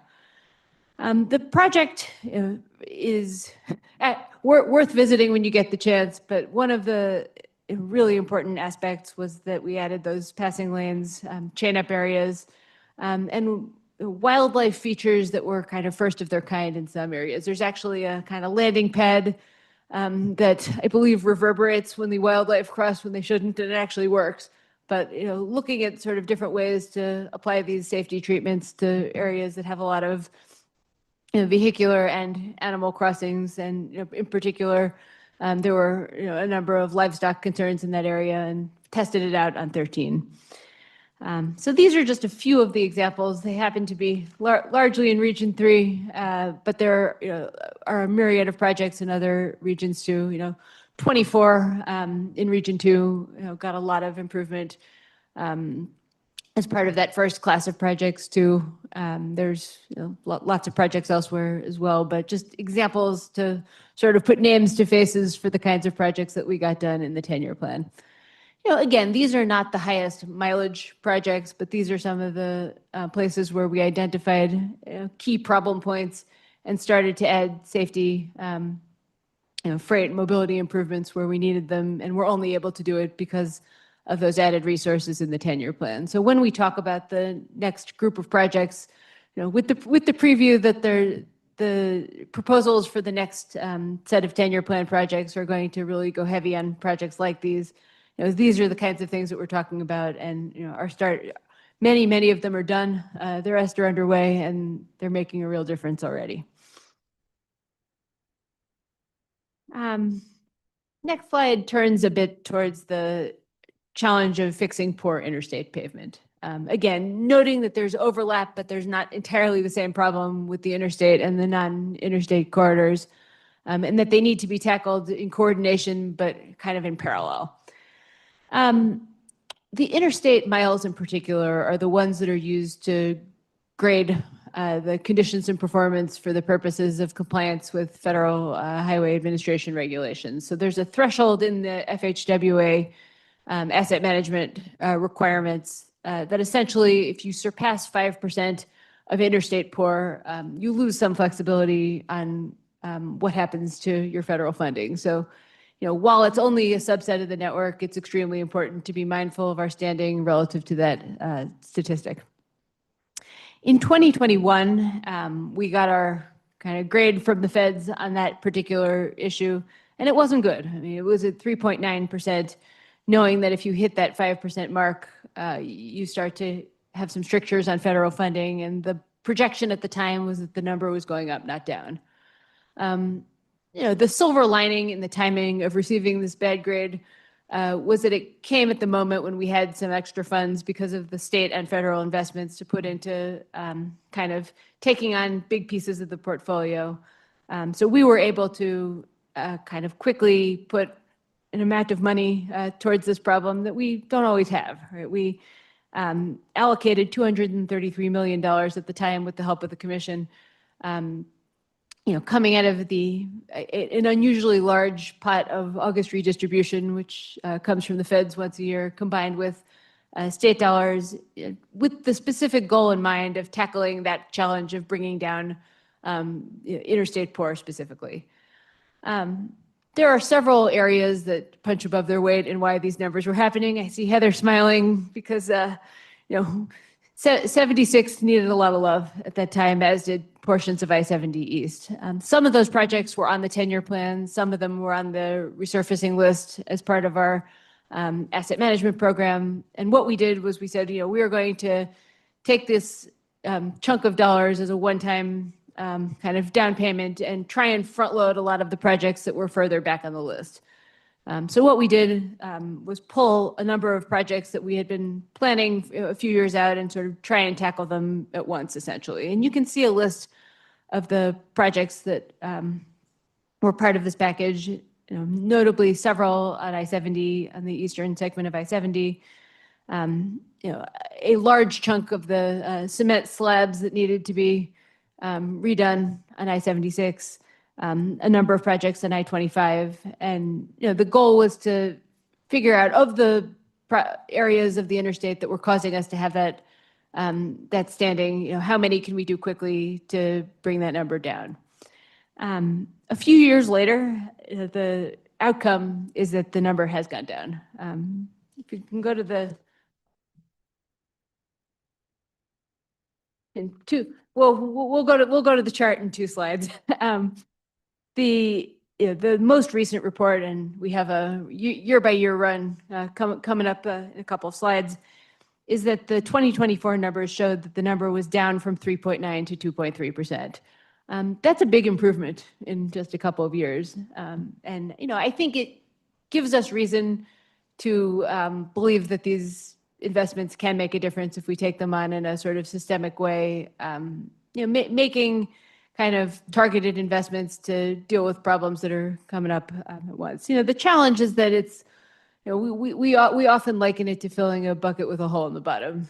So, as some miles get better, we have others that, hit old age and we have to sort of stay on it. But getting out of that place where there's a deficit and then sustaining it is kind of the challenge we have to continue in the next round of the plan and over the next few years. And, to give some specific examples of where we're going to need to double down, Heather, correct me if I'm wrong, but we got some of the slabs done on I-76, but I believe there's more where that came from. And, it's incremental though. So as we have funds to continue to dedicate to that, we can do pieces of it. They're not the most exciting projects in our portfolio, but we know how to do them and we know how to do them quickly. And, what we can see here is that when we do them in a wholesale way, they do make a difference and we just need to keep at it. So a couple of examples just to give pictures of what these projects are and, what they look like. The I-70 improvements near Kansas are a project many of us had gotten an earful about for too long. It was, again, speaking about that project in Delta that I had mentioned, this is another part of the state where the condition felt like sort of a gateway to a region. And, it was contributing to the kind of overall statistic on the list, but it was also, because of its placement right by the border, it was making people, feel down on Colorado's roads because it was the first thing that you saw when you crossed into the state. So getting that fixed needed to happen and was an important part of this project, numbers wise, but also symbolically. And, it's a whole lot better now than it was a few years ago. I-25 near Colorado City, sort of in the I-25 South area, not far from Pueblo. This is a place where there are other projects of this sort, but, just getting those to modern condition, you can see what it looked like before and after. And, again, these are not projects that are going to revolutionize how, what the road does, but just getting some of these out of a state of poor repair, is really important to getting the numbers to where they need to be. And, I think that highlights attention that we see on urban and rural projects alike, where there's just a little bit of a push and pull between how kind of heavily you renovate the road versus just digging down on some of the poor condition projects and getting them to standard. And it, doesn't mean that we don't do the ones that improve it, but there's never going to be enough money in the system to do kind of full re-envisioning of everything. And some of the projects just have to be, run of the mill, basic state of good repair at wholesale. The next slide provides a bit of, what the last few years have looked like. And, what you can see is 2020, 2021 was what triggered this investment. You can see that the effects of making those improvements started to show pretty quickly. From 2022 to 3, you can see it's, there's some of that effect where we have to account for the roads that are getting worse as others get better. So it's not totally linear and it never will be. But I think that change from 2023 to 2024 should give us a lot of hope that the kinds of investments we've been making over the last few years really do make a difference, but also is kind of a call to keep doing it. And, as we go into this next planning cycle, to really take seriously that the trajectory has to continue for it to, both continue to get us out of a structural deficit, but also put us on a much better path moving forward.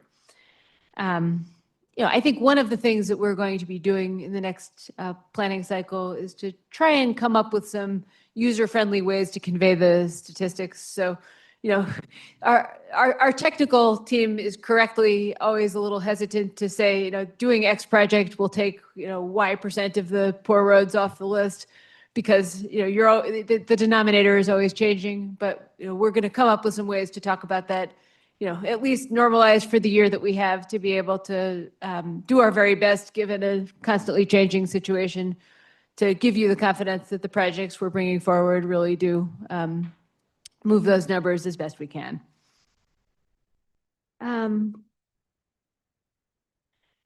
Then, Keith, is there anything, before we move to talking a little bit about the maintenance part of the project portfolio, is there anything you want to add?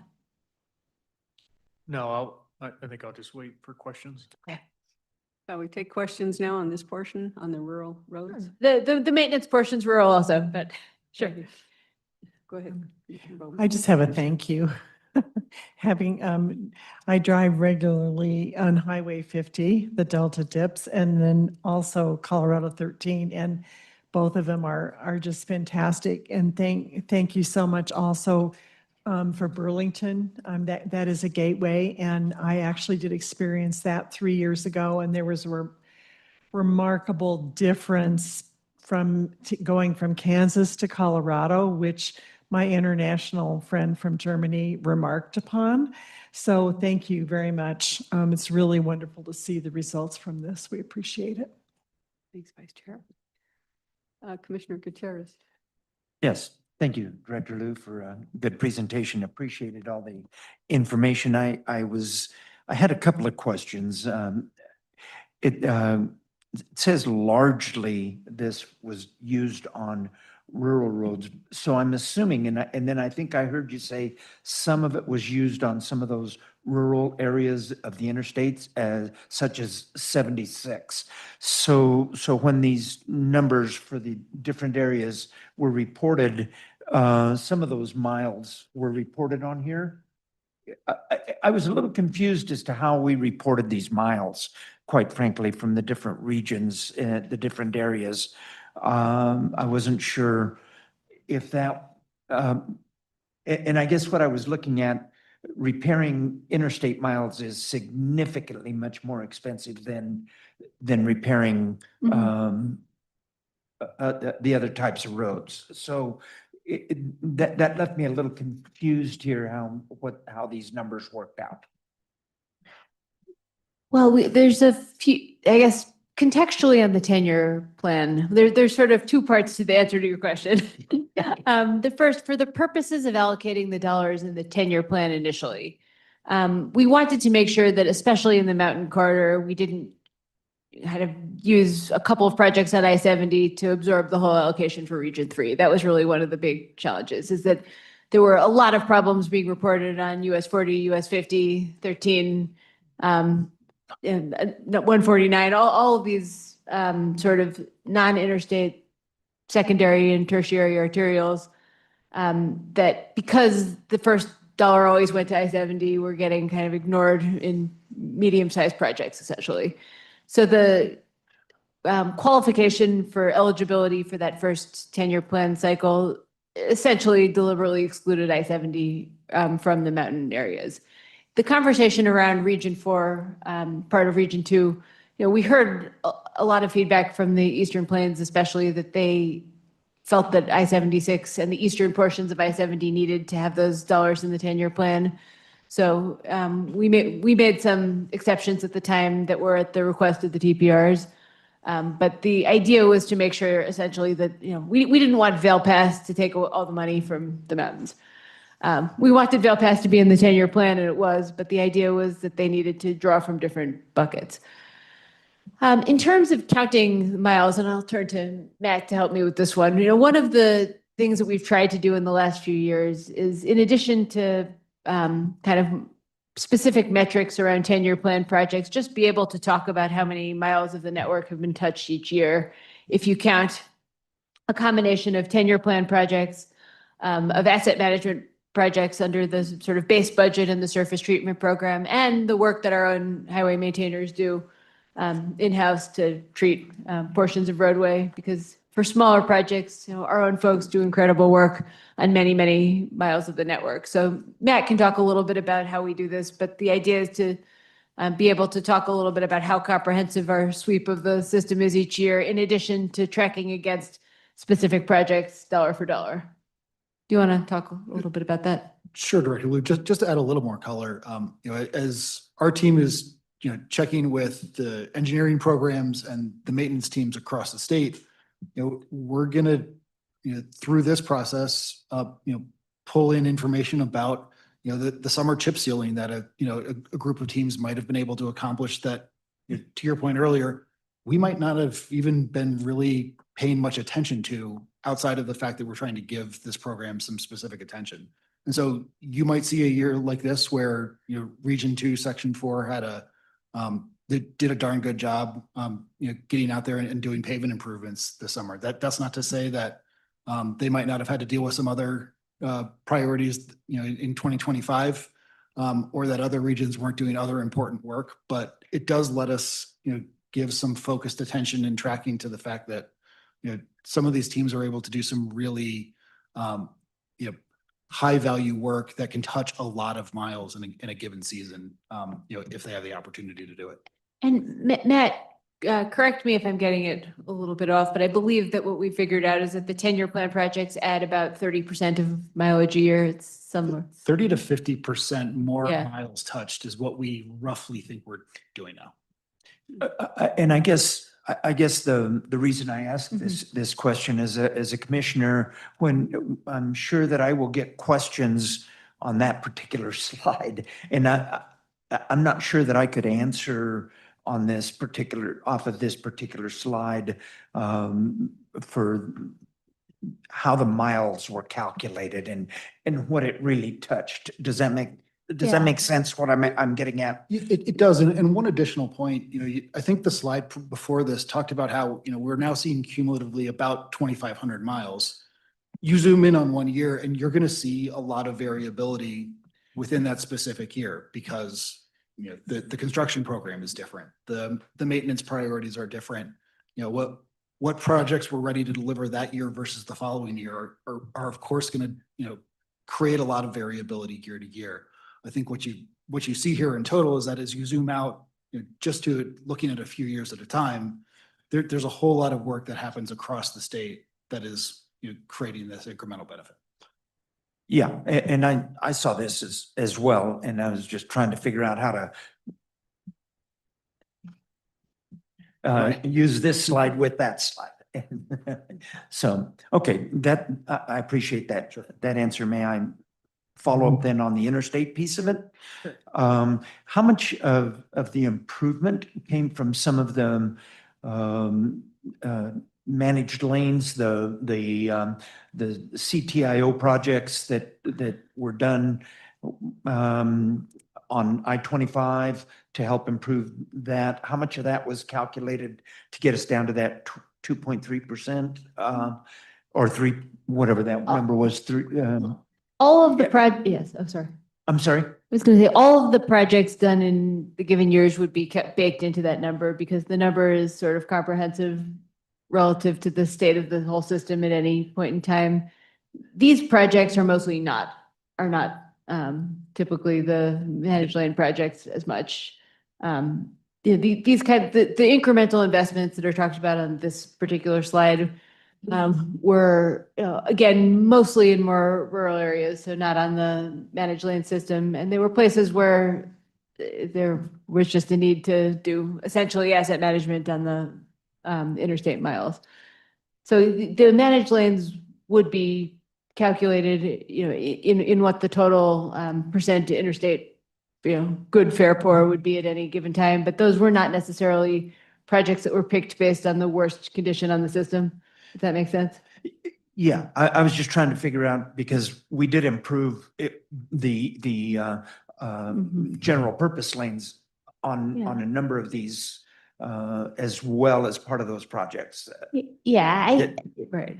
Yeah. I suspect, Heather, do you have data on this? I suspect those were not mostly poor when we touched them. So I would have to go back and look. So, Okay. we brought 20 miles of interstate pavement up to high drivability, right? We replaced all that pavement. So my guess is in that 20-mile stretch, there was some segments of poor, some segments of moderate. Moderate eventually is going to move its way to poor. So we were able to catch that. So yes, I do believe we addressed some poor interstate. These specific projects are specific to the Transportation Commission funds that were given when we said, hey, let's go tackle poor interstates. The I-25 project was not included because we were already taking care of it. Okay. Good answers. Thank you. Excuse me, Chair, can I just add on to that? I also want to just make sure that the data is representative. So when we have a project, so let's say Floyd Hill, right now it's under construction. We exclude those lane miles from the calculation while it's under construction. There's a variance that we go through. We know it's under construction. It's going to be sometimes poor drivability life and stuff like that. So any given year, if a project is under construction, that goes out of the calculation. We then, once it's done, we include it in the calculation. So it varies by how many projects we have within a tolled express lane or managed lane area. But generally, any of the projects that are under construction, we take those out because we could be taking traffic from one side multi-directional into each other. So there's a little bit of a nuance when we do the calculations, but at the end of the day, when we have those projects that incorporate a tolled express lane corridor, typically we hit the general purpose lanes and the express lane together. And so that gives us a good rating through those segments. Vice Chair Bowman. Oh, yes, Commissioner Masters, forgive me. Real quick, I certainly appreciate the improvement on the interstate. That's great. But do we grade ourselves in regards to the other 18,000 miles in the state? Do we have a grade that we've given ourselves for that? And could we have a base where we start and the improvement or the up or the down, one way or the other? I mean, we obviously do. It's a great question. And, one of the challenges that we face in determining where to make the investments is the Federal Highway Conditions and Performance Report that comes out every few years and is a very specific pool of information, does not track non-interstates. For us, that's actually a problem because, we know that our non-interstates are as important to folks in many regions as the interstates, but they're not prioritized for the purpose of regulatory compliance in the same way as interstates. There isn't that same kind of national standard for non-interstates, but we have a tally. Keith, you want to speak to it? But the reason we provide that number for interstates is because of a federal regulatory requirement that is, I think, kind of limiting in terms of what it's talking about in Colorado. Yeah, so from a national performance measure that we report on our interstates and our national highway network. So we report those two metrics to FHWA on a yearly basis. But from a Colorado perspective, we also grade our entire network on what we call drivability life. And so we have PD14 metrics for our across the board metric for those performance of that. So yes, as we focus on interstates, we move some of our money towards the interstates to get the pour down so that we don't get we don't have FHWA or the feds telling us where to spend our money on the surface treatment process. So it's a matter of moving some money around. We're using surface treatment money right now for the interstates poor condition. We're using 10-year plans, strategic funds for those networks. So right now we are moving money around to make sure our metrics are in some pretty good condition. But we do have all of this posted on our website. I would encourage we can send some links out after this, but some great dashboards that show some of the conditions of our interstates, our state highways, and then just a snapshot of the entire state. Commissioner Masters, you good there? Okay, Commissioner Ritter? Oh, no, I'll get you there. Given the federal create all these metrics, how much of the funding comes from the feds? I mean, if they're going to put up requirements, are they also providing some kind of, shall we say, dollars to meet those requirements?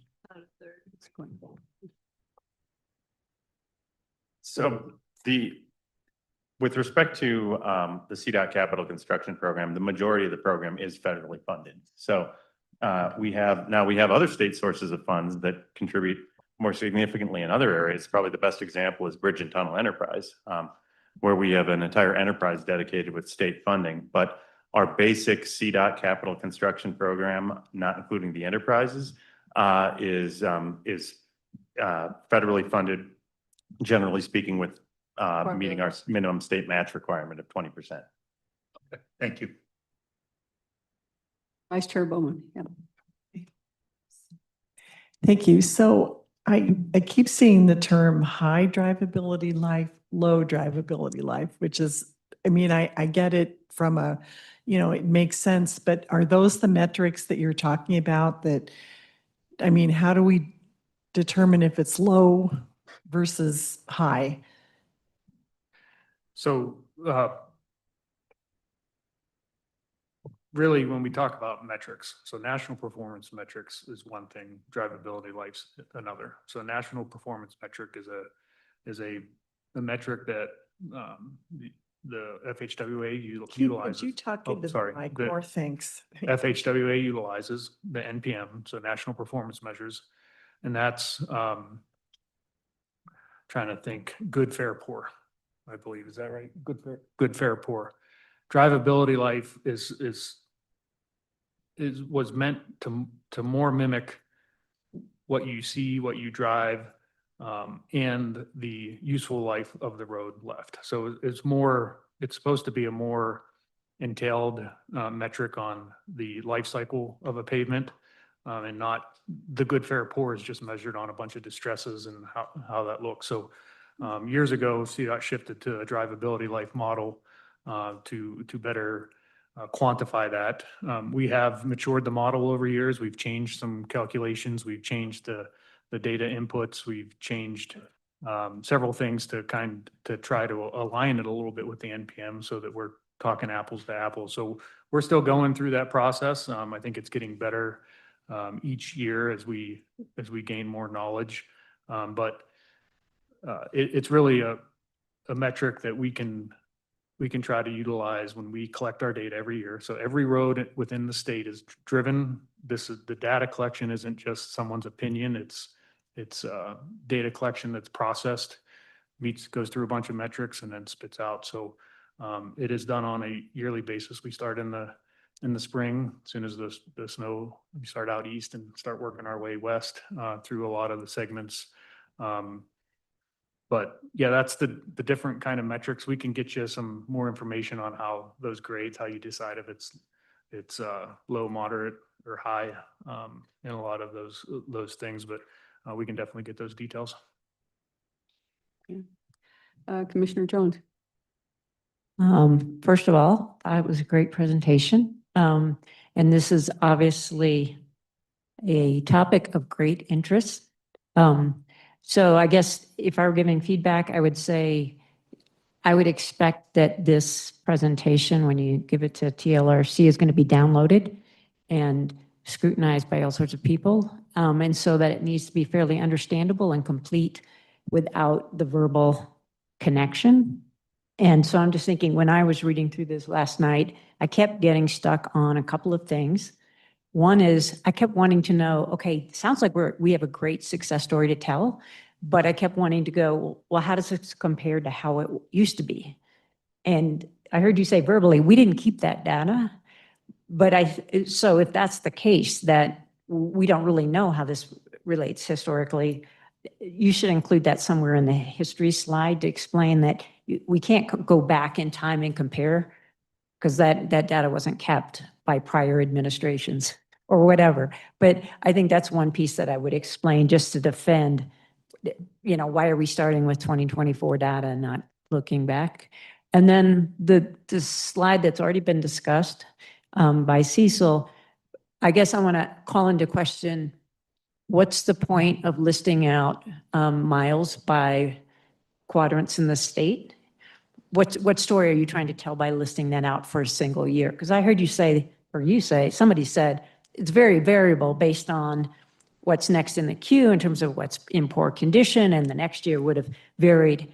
So, but you're just putting in 2024 and there's no explanation of that variability. So either explain that this varies widely from year to year, or don't put those miles in, put some other metric that basically says, we're doing this all over the state. So number of counties or some other metric that tells that story, because otherwise all people are going to see is, wow, that's a big difference between these regions, and my region got less, and why is that?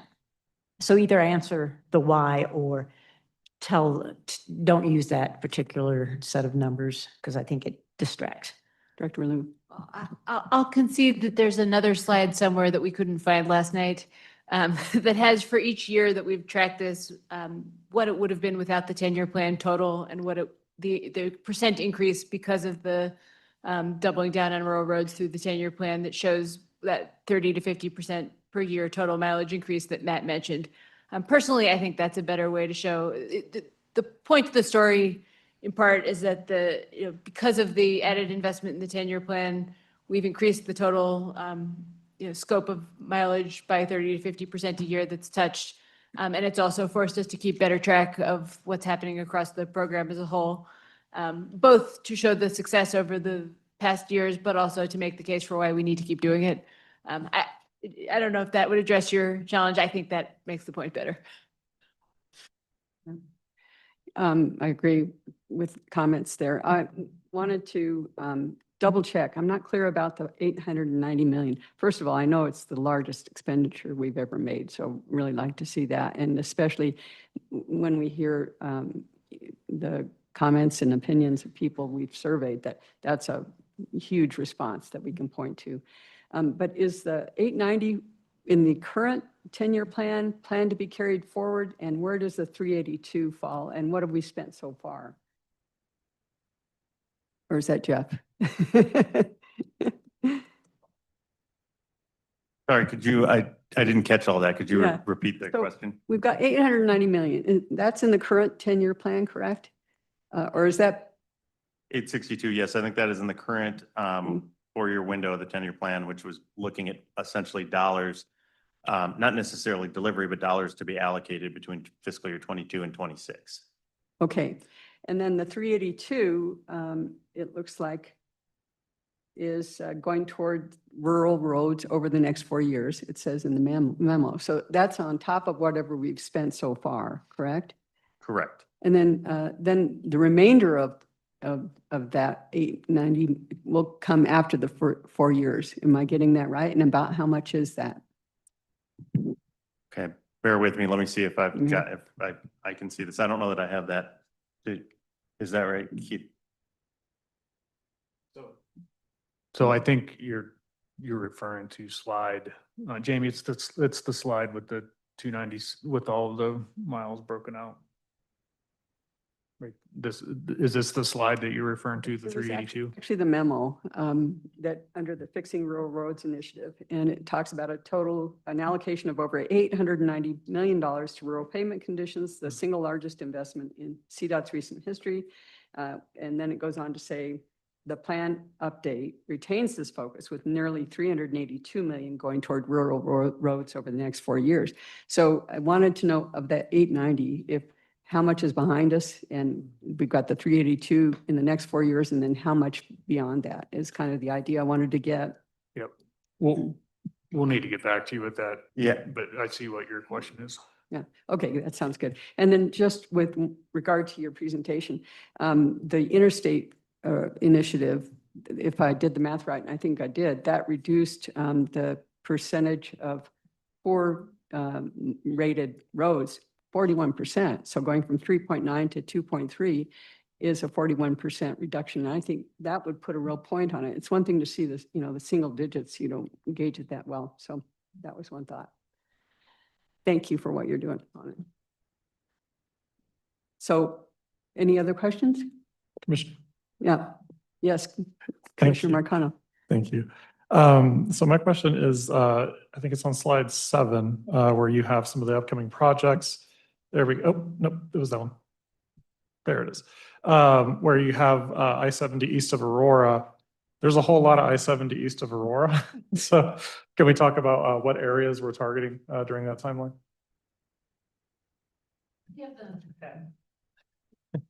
Do we have the start and end mile posts for that, Keith? We do not, can get you the specific. I don't have it exactly, but we're talking Further, a like, diamond grinding improvement job. So I'm estimating could be upwards to 5 miles or so when we say east of Aurora. But far east, like Oh. east of the airport. Yeah. Waiting, oh, sorry, it's east of the Piccadilly interchange. So we held that work so the Piccadilly interchange at I-70 could be constructed. And so it's east of that area. So we didn't want to, I think that that's correct. Yeah, so east of Piccadilly, but not that far east. Okay, that makes sense. Adjacent, pretty much adjacent, right adjacent in the area of Yeah. We Piccadilly consider that rural Interstate. or interstate? Okay. All right. All right. I think that's probably not within the rural definition. The interstate core projects were picked based on what we could get done in order to bring down the number that was getting us a bad rating with the feds.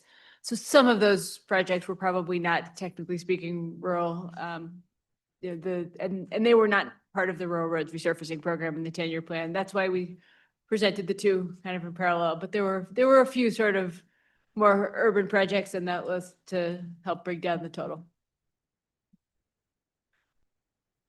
Real good information. Thank you. So Keith, shall we go on with your portion here? Oh, no, I'm just here for questions. Oh, No, we got to hear about the winter season. Oh, I think this one's still me unless Sean wants to jump in and do it. Okay. We just wanted to end the presentation by talking a little bit about the relationship between the maintenance program and the work that we're doing on the construction side. And to just highlight, both the important preventative aspect of, the hard work that our maintainers do, but also the fact that they actually do projects that cover, a lot of important ground across the state. I think in terms of things that we can do to actively protect roads from getting into worse repair than they would otherwise, the incredible work that our folks do is really foremost on that list. Whether that's winter maintenance to take care of the roads in the harsh winter conditions, or patching the potholes in-house throughout the seasons. An awful lot of the kind of basic day-to-day happens in-house. We were able to secure a legislative fix a couple of years ago that allows our folks to do slightly, there, I guess, by way of context, there is a statutory limit on how big a project the folks who work at CDOT can do in-house without putting it out to a contractor.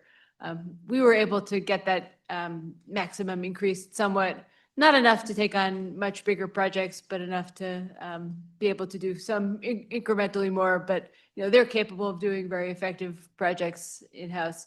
Mostly things like chip seals and simpler projects, but those can go a long way towards kind of quick fixes, but also towards making sure the roads don't get worse. So I think this just shows a little bit of what our own maintenance forces do throughout the year to improve the conditions of the roads, and highlights that there is a really important interface between the work that we contract out on the construction side and the work that our own team does.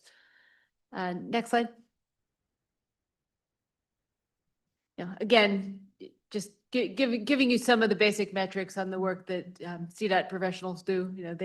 They do paving, chip seals, patching, crack sealing. Again, simpler projects, but these, in some cases, they can buy you a few seasons on needing to get a project done, but it also helps to stop areas that are deteriorating from getting worse and make safety improvements very quickly for the traveling public. Sean, is there anything you would want to highlight? Yeah, thanks, Shoshana. Just to highlight, we can only do up to $300,000 worth of paving projects, 150 to, it used to be 50 to 150, and now we're 150 to 300K. So that was a tremendous increase for our maintenance to try and preserve and maintain our roads and keep them in a good state of repair. Just going through this slide here, Keith did the numbers for me earlier. The chip seal, our unit of measurement within the maintenance community is by square yards.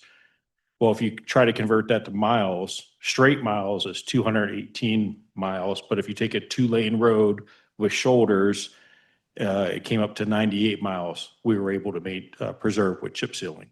So just kind of putting some context to the numbers up there.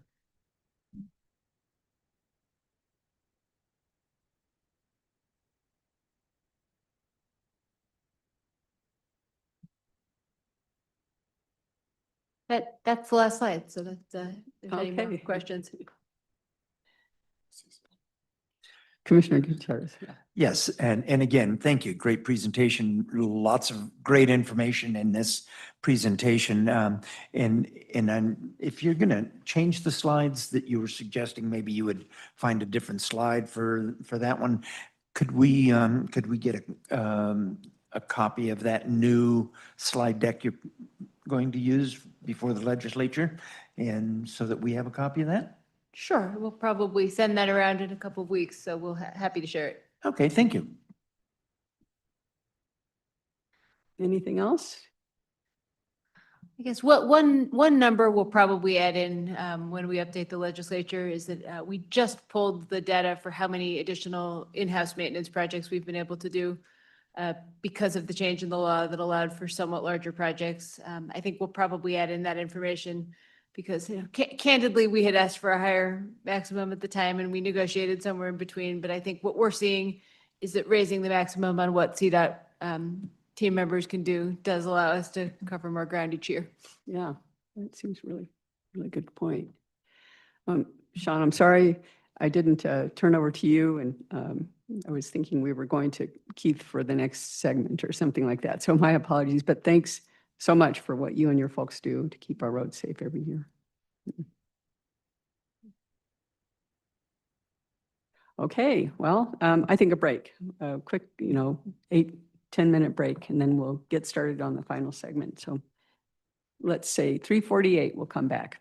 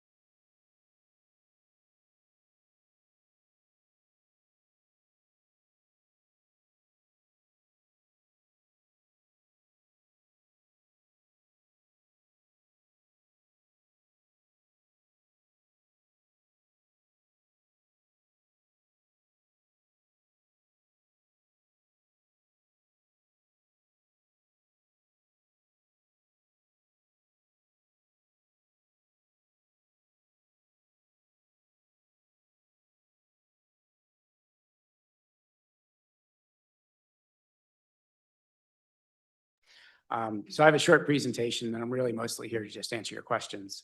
Next slide. So just an overview of the overall program. The CTE, or Clean Transit Enterprise, was created by SB, I don't know why it says HB, but SB 21260 back in 2021. And that both created the CTE as an enterprise and then established the retail delivery fee to provide funding. And the focus of that program was really on the electrification or moving towards zero emission vehicles for the state's transit community. So that money has provided a mechanism for us to provide grants for planning, for infrastructure or charging infrastructure, and bus replacement. And as part of that, we've done 2 rounds of planning grants and 1 round of capital grants. And I had a total of about $15.5 million. And so there's 8 planning grants and 11 capital grants that we've done. And I think just about all those but 2 are fully under contract. And now we're hoping to get those buses and other improvements on the road, and the planning efforts are well underway. We're also about to do a 2nd round of capital grants this fall. We're actually going to be talking about it at the CTE board meeting on Tuesday. But the plan is to release that capital NOFA in September. And we plan to award somewhere between $12 and $13 million of grants for the 2nd capital round. So that's all the transit EV side of the house. Last year, the legislature passed Senate Bill 24230, and that created the oil and gas production fee and established some new roles for the CTE. And that's kind of really what the folks talking about today is, and since I came on as the CTE director in December, my primary focus has been standing up those new programs. Next slide. So Senate Bill 230 established the oil and gas production fee and allocates it to the CTE. Because of Proposition 117, the CTE is limited to how much total revenue it can bring in 5 years. So it's affecting how much the oil and gas production fee, how much of that we'll be able to collect in FY26. And we think that that's probably the total is going to be somewhere around $55 million. And then after 26, we get beyond Prop 117, and then that funding will actually go up to probably about $120 million. It's driven by the price of oil and gas, or what we can set the rates at, and how much revenue we can bring in is based on oil and gas. So there's some volatility and unknowns in that. At any rate, the legislation established 3 programs under this new oil and gas fee. The major program is what we're calling the SB 230 formula program, and that's 70% of the funding. So it's about $38 million in FY26, and then it'll go up to $75 or $80 million in FY27 and beyond. And the purpose of the formula program is really to provide support for transit operations to increase transit throughout the state. There's also a discretionary grant program that's 10% of the funding, or about like $5.5 million in FY26, and $10 to $12 million in FY27 and beyond. The purpose of that program is to provide incentives for areas to create regional transportation authorities, and then also to provide grant support for innovative multimodal projects. The 3rd project is the remaining 20%, or about $10 or $12 million in FY26, and then $20 to $25 million in 27 and beyond. And that's to provide support for passenger rail. So pretty busy trying to get all these programs stood up at once. Let me go on to the next slide then. So just a little bit of background on the way the funding flows. So the actual oil and gas production fee, which is a fee on every barrel of oil produced in Colorado and on every, million BTU, whatever MBU2F stands for, but on gas. It went into effect on the producers as of July 1, but nothing really happens until we get past the first quarter. So after the end of September 30th, the ECMC will establish what the average spot price was for that quarter. They'll inform me and my board The CTE board will set the rate based on the legislative parameters for that. We'll let Department of Revenue know that sometime in November. And then the Department of Revenue works with the producers to get the money paid in. And hypothetically, all that funding for Q1 of FY '26 will be paid in by December 1st of 2025. And we're saying the money will really start becoming available for reimbursements or use by the beginning of the year or January 2026. Now, in reality, we know when you put in a new funding source, sometimes it takes time for those things to ramp up. But generally, that's the way the money will flow. And then we'll go through that same cycle every quarter. So the money kind of comes in quarterly tranches. Next slide. So just a little bit about what we've been doing since we started trying to implement the program. And again, it's a bit of a new program for CDOT and OIM, and that rather than just providing grants for a single project, it's almost we're asking agencies to come up with their own, like a new program to expand transit. The first thing we did was work with a CTE board to establish goals for the program. Because we're an enterprise, we have to be very mindful of our nexus with the fees that are being collected.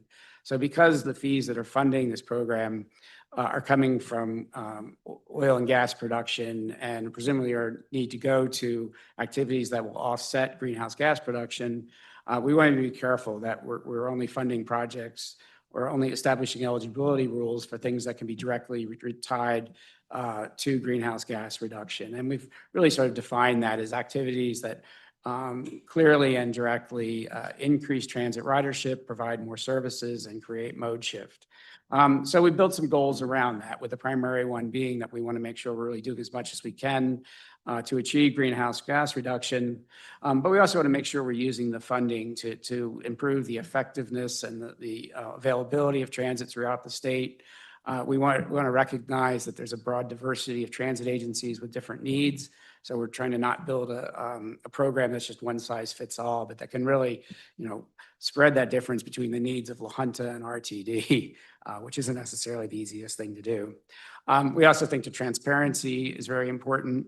The legislation required us to create a formula for the 70% program, and they gave us 6 factors that we need to integrate in the formula. It was like population density, ridership, vehicle revenue miles, and then local zoning and disproportionately impacted communities.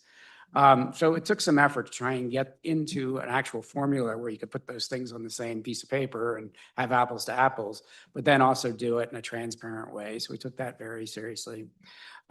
Lastly, we're concerned about the volatility of the program. The program is likely going to increase the operating budget of a lot of transit agencies through the state 10 to 20%. And on the other hand, we know that this might be, have a lot of volatility. So there's danger of having agencies getting accustomed to getting this funding, establishing services and having people rely on those services, and then suddenly have the funding tank. So we want to make sure we're looking for ways to kind of mitigate that risk. And over the next few years, we're hoping to build a contingency fund so that there is a big downturn in oil and gas, which results in decreased funding. We've got a way to kind of hold these operators whole for at least a year or so. We also needed to define program eligibility requirements. Some of these were established in legislation, but the primary things that we looked at was that, one, we wanted to limit it to open door providers, meaning we're not funding all kinds of sort of small paratransit services that are very narrow audiences or communities that can use it, but that it's wide open transit. And secondly, we wanted to make sure that the funds were going to activities that could very closely relate to greenhouse gas reduction. So anything that was operating is fine. But we also recognize that most transit agencies can't just snap their fingers and suddenly open up new routes or add additional frequency, that they need vehicles. So we have made it eligible for agencies to purchase new vehicles with the funding, at least in the next few years. The big thing was the formula itself. Like I said, it was coming up with a formula that can allocate $80 million, say, between 50 agencies with some kind of some obtuse factors, wasn't really the easiest thing in the world. We brought in a decision scientist to help us do that. We put together a model, and we were able to get that up and running, come up with a couple scenarios and get CTE board approval in May. So we went from 0 to, having a formula in about 5 months. I felt like a good accomplishment. And we had full consensus with the board, and we haven't really heard any issues or concerns from the transit community so far. So I think we're doing all right there. With that major milestone completed, we moved to trying to stand up the program.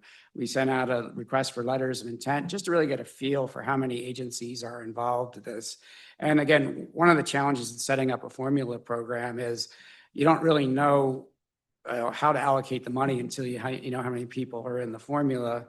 Yet, in order to give people information, they need to respond to apply for the program. They need to know how much money it was getting. So we used this request for letters of intent to give us a feel for sort of who's in or who out, and then we could drill down to give agencies closer estimates about what they were going to get. So with that done, we were able to pull together a NOFA, and 3 weeks ago, July 17th, we released the NOFA for the program. The deadline for people to respond to it is September 19th. And I'm proud to say that we've received one response from the Gunnison Valley RTA that we were working with them quite closely to get through this process. And I'm taking that to the board on Tuesday and expect to get approval for our first grant. So that program's up and running. The other 2 programs, I just wanted to say a little bit about, and then I'll kind of open up to questions. But the discretionary program, we're still working out exactly what we're going to do with it. We've got the guidance from the legislature that they want it to serve as a means for providing incentives for areas to put together and establish RTAs. And then we also want to use it or it's also intended to be used to provide support for multimodal initiatives. This dovetails quite a bit with what Mo was talking about earlier, where we've got passenger rail coming in. We're going to have stations, but we're also going to have multimodal hubs. And perhaps we can use this funding as a way to help agencies build out those stations so that we're having that connectivity and greater system synergy that we'd like to achieve. So anyhow, we're now diving into what we're going to do with that program, and I'm hoping to kind of figure out our direction with it the next 2 or 3 months. And then presumably we'll be looking at doing our first round of discretionary grants for that program in the winter and in early 2026. Lastly, the passenger rail program. Because the CTE has funding with it, I'm part of the same group that Mo was just talking about, is the Joint Service Executive Oversight Committee. That's the group that is, leading this effort to build the Northwest Corridor Rail. As part of that, our first major effort was to get to an IGA to form this group and to get our boards to make a commitment. I think we were here with the commission's vote on the same thing. So the CTE board in June did approve that. So we're sort of full in on supporting the passenger rail effort in the Northwest Corridor. And I'll be part of that group ongoing as we're working with the BNSF negotiations. We expect about half of that $25 million a year to go to the Northwest Corridor. And like we said, we're sort of to be determined exactly whether that money goes to the mountain rail or to other initiatives is something we're going to sort out down the road. Back on the SB 230 formula program, I do want to note that we started up very quickly, and not surprisingly, we're getting a lot of questions either about how we're going to contract these things because it's a little different than anything we've done before, and all these sort of discrete or unique eligibility requirements. And we kind of knew that was going to happen. So as part of that, I've been working closely with Justin at the AG office as we deal with some thorny legal issues sometimes. There's times issues that are coming up that I got to take to my board. So on Tuesday board meeting, I've got about a list of 5 or 6 things that I need to chew on and give me direction. And then I've been hosting a weekly kind of virtual office hours where I field questions and try to respond to it. But so far we seem to have made some pretty good progress in standing it up. With that, I don't really want to take any more time than I need to, but I thought you might have some questions, so I'm happy to take them. Thanks for that briefing and introduction to what you do. Any questions? Commissioner Masters? So your funding is two different sources. Am I understanding correctly? You got a retail delivery fee, that comes, you pretty much have an idea after however long time you know what that is. And then the next is the oil and gas fee, is that correct? Correct. So the oil and gas fee it brings in somewhere around 10 to $12 million a year. You know, it's varies quite a bit from month to month because it's based on deliveries. Like January, it spikes, and I don't know, like summer months, sometimes it tanks, but that's pretty consistent and we know it. But that's solely for sort of that electric vehicle side of the house. The oil and gas fee is separate, and there's no requirements that agencies are using the money to fund zero emission vehicle type initiatives. We're certainly encouraging them to do that. They can do that, but they're not required. So they can use traditional vehicles or diesel hybrids and things like that. But yeah, they're kind of separate programs. And then within the oil and gas, there's sort of three sub programs that we're running out of that. The 10 million was the retail delivery fee. Yeah. Right. Okay. Others? Well, of course, I've always got questions. Actually, I wanted to point out something. I listened to one of the sessions where you were hashing out this issue of priorities and the nexus needed between the GHG reductions. And the question came up about microtransit.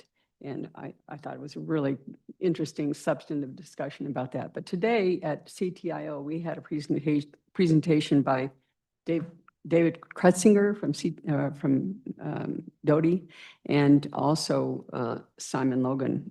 And what we were doing is extending funding for the Globeville-Elyria-Swansea connector, going from Monday through Friday to include the weekends. And they've been collecting data. So here's an on-demand microtransit system. And what they have found is that over 50% of the rides are shared rides, true shared rides, where they're able to route people and pick up other people along the way, so that they're in effect reducing greenhouse gas emissions. And the second thing is the largest destinations are the transit stations within the catchment area. So it's doing both supporting transit and reducing greenhouse gas emissions. So I thought, just something you would want to know. And I wanted to pass that along because they have hard data for that. And that was really good to see. Thank you. One of the big questions that we've been getting is, can we fund microtransit and paratransit and things like that? I guess I've learned that there are some very strong opinions across the map about microtransit. I feel like we're trying to take a big picture view of this, and that, especially when you get into some of the rural areas, fixed route transit isn't going to work. It might be microtransit is the only way you get mobility. There's studies and arguments both ways about whether that's adding VMT and, really negative as far as greenhouse gas reduction or not. But I think if you back up from it and look at the connectivity issues, so if that microtransit is what enables someone in La Junta to be able to take the bus stang from Alamosa as opposed to having to drive, then, big picture, we've actually created greenhouse gas emission reduction. So, in terms of what we're accepting as plans for how the money gets spent, I think we're trying to be pretty open to the microtransit and paratransit. And, I think it's a new program. It's fairly unique. Even if we tried, we wouldn't know what we don't know yet. So I think we're going to try and be pretty open about it. Let's see what agencies can do with this. And then we may make adjustments down the road if we don't feel like it's having the impacts at once. But for now, it's a chance, to kind of create a laboratory and try a lot of different things. And we're excited about that. So I appreciate your interest in it. Yeah, thanks. Thanks so much. Anybody else? I think we're done. We Right. really appreciate your update. I'm trying to be back in less than 30 years. Thank you very much. Kay Kelly, did you have anything to add? No, other than just saying I really appreciate Craig and his leadership on this SB 230 portfolio. I wore the CTE director hat for quite a while when it was a $10 million program, and we pretty quickly recognized that we really needed a dedicated person, and really thrilled that Craig threw his hat in the ring and that he joined us because he's really been doing a great job We've heard great feedback about his outreach to the transit agencies. He's been working really well with all the internal groups here to stand up a really complex program. So appreciate all the feedback we've gotten across the state and appreciate Craig's leadership.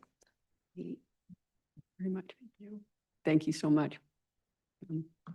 Doing really important stuff over there. So, all right, well, we're at the end of our agenda for today. Unless anybody has anything else to bring up, I'd go ahead and adjourn our meeting here, and we'll see you tomorrow morning for breakfast. Yeah. Right. Thank you all.